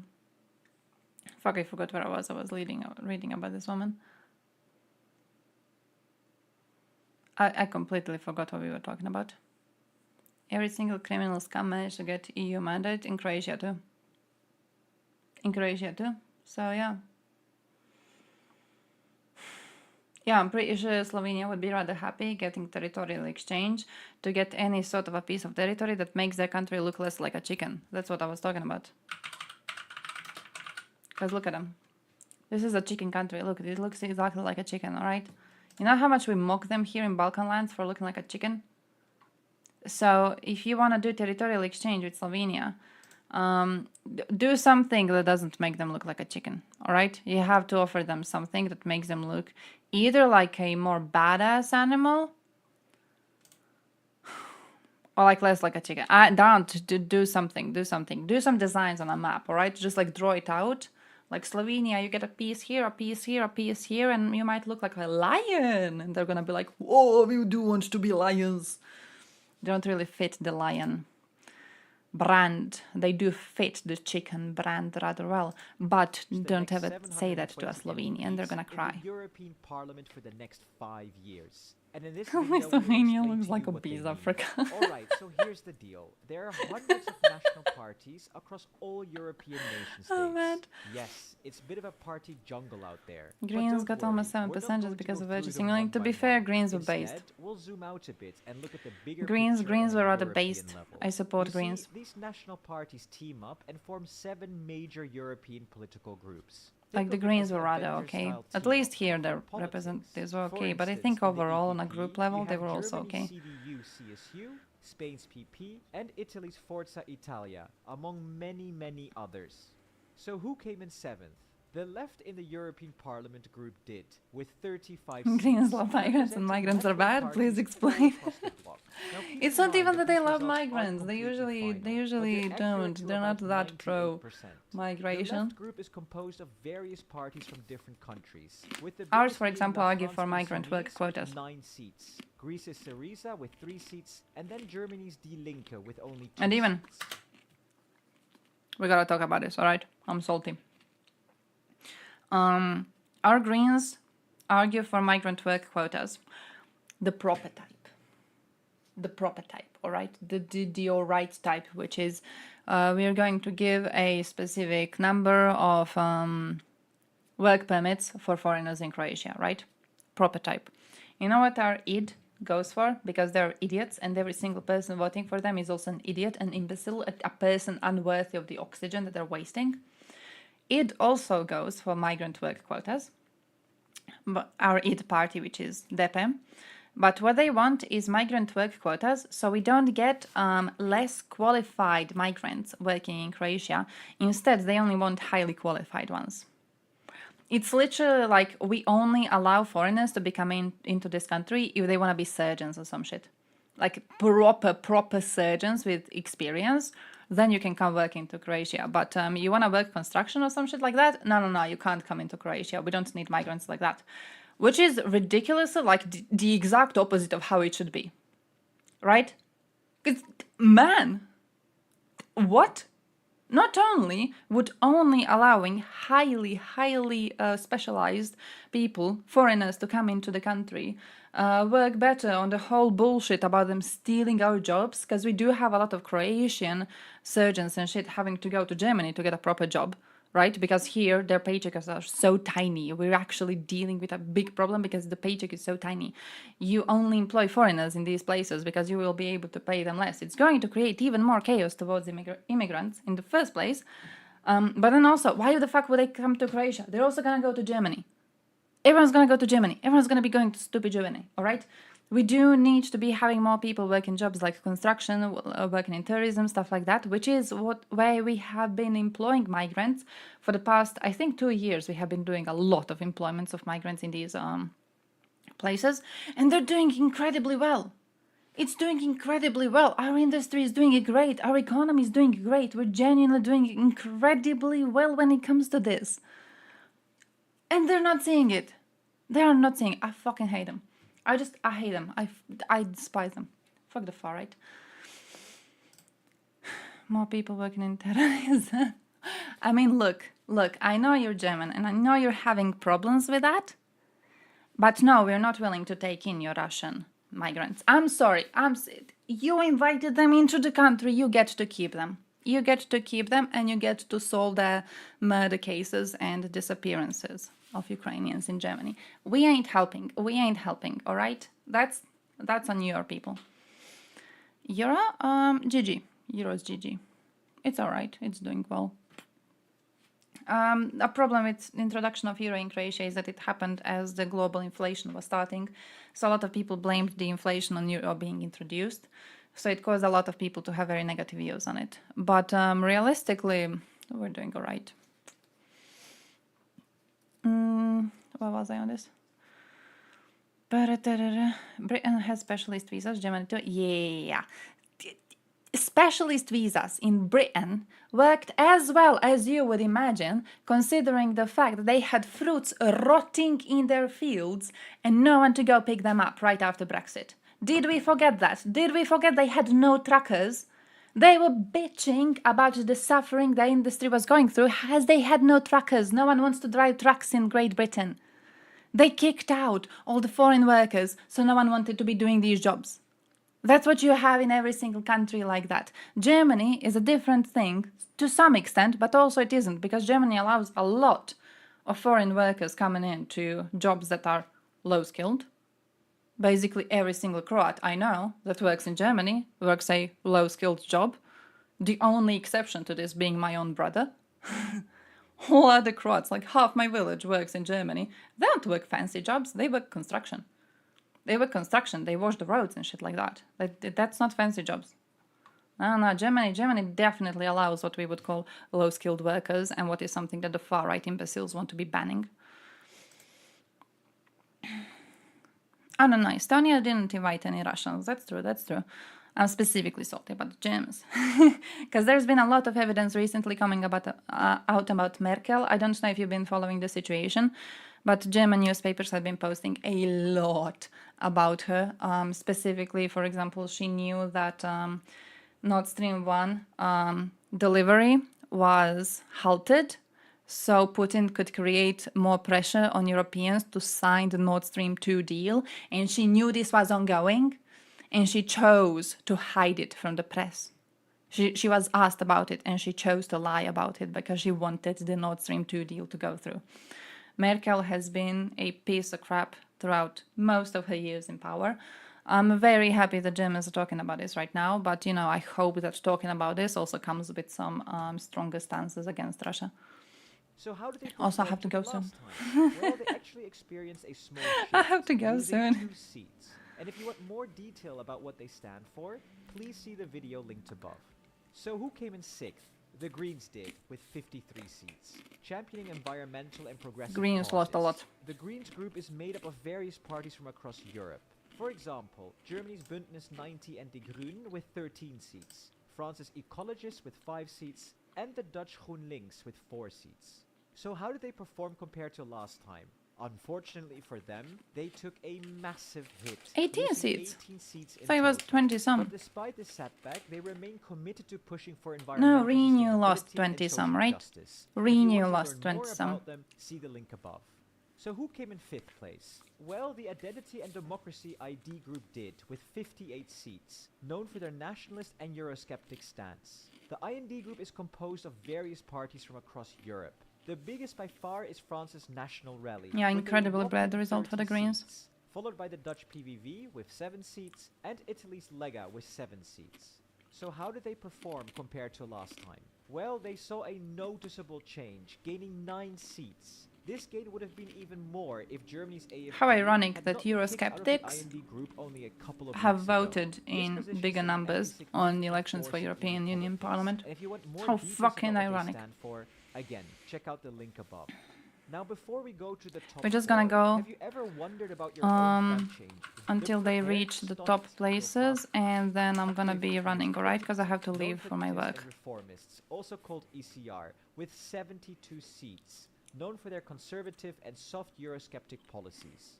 The ECR is composed of various parties from across Europe. The biggest being Italy's Brothers of Italy with 23 seats, Poland's Law and Justice Party with 20 seats, and There's Spain's never Vox Croatians with 6 shown in this. seats. So how did they perform compared to last time? Well, they showed a solid performance, gaining 3 seats, positioning them as an even more significant force in EU politics. I took For more away your information about the HIMARS group, check out the link above. like 4 So minutes now, ago. What's about third Because I was place? like, I'm And leaving. can we have a drum roll, I'm please? leaving. I'm ending And the it stream. is I'm leaving. centrist Renew So I Europe removed the group, bot. known So for now you their have none. pro-European and liberal stance, with a total of 83 seats.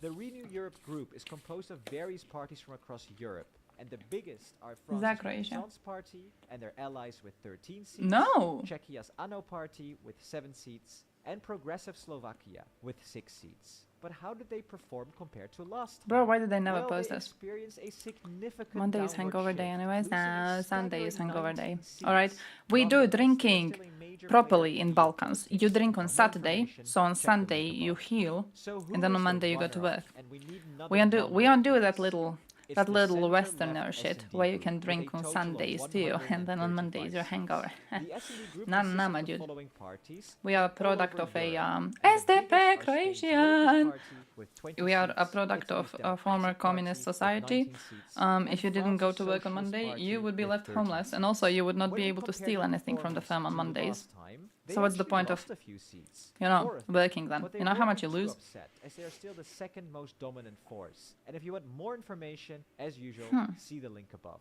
So who's the big winner here? Well, a final drum roll, please. Because I it mean, is they're the not really a big centre-right winner, EPP are they? who snagged the most I'm pretty seats sure with a they're total of approximately 189. standing where they used to be. EPP is made up of loads of Eurocup, parties yes. from all across Europe. Yes. The Yes, biggest being yes, the yes, CDU yes, and yes. CSU I'm from kind of Germany hyped. with What is 31 it? seats. What Then is Spain's it? PPP What with is 22 it? seats, and then I'm rather Poland's Civic hyped for the Coalition with 18 seats. for Eurocup. When we compare their I'm rather performance hyped. to I'm last hyped, time, hyped, they hyped, actually hyped. gained loads Yeah, of we are new in a tough seats, group. That's true. 13 That's of true. them. And this I'm makes them by hoping it far works the out. largest party in EU politics. We are in a And if you tough want group, more but still, details about what they I'm actually want hoping. for Europe, I'm hoping we see the manage. link I'm above. hoping we manage. So here you have a final Reminds you of overview that the one weird European porn. groups. Oh, you mean But the hold your porn where horses. a bunch These of are the Croats groups we have had in the butt previous 5-year fucked parliament. everyone who stood on their National way? parties might shuffle Yeah, around, I meaning watched these that porn. It was numbers might 2018. change.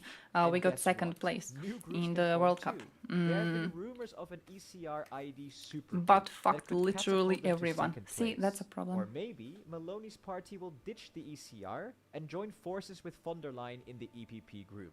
While both of these moves are long shots, they are still in the realm He was of definitely possibility. butt fucking. Plus, you may have noticed He was earlier Croats. He was that there are Croats. 95 MEPs in the If some non-aligned men were pile, really meaning hot they do and not have a topping all the political time, it was affiliation Croats. yet. This includes No other Germany's nation can do what we and can, Hungary's really. No Fidesz other can. nation. They could potentially jump ship. Curse the and join one Albanians of these again. groups to beef them up. Basically, what I am We'll trying send to the Serbs say to do is it. that a lot can change. We'll So get what the do we Serbs to do learn? it. We didn't get to Well, shit it on the looks like Serbs the today. right We'll be wing quite shitting on the party. Serbs on Wednesday, All alright? right-leaning groups in the European Because Serbs have done a little bit of a thing with trying to revive the Greater Serbia again. Again, it's not even the first time again. So yeah, but I actually have to leave. Like I'm late to my work. So listen, see you this Wednesday afternoon stream and Friday afternoon stream. All right. So two afternoon streams this week incoming. So be hyped, be hyped, be hyped. We'll be seeing you. I have to run actually. So good luck. Stay strong. Stay healthy.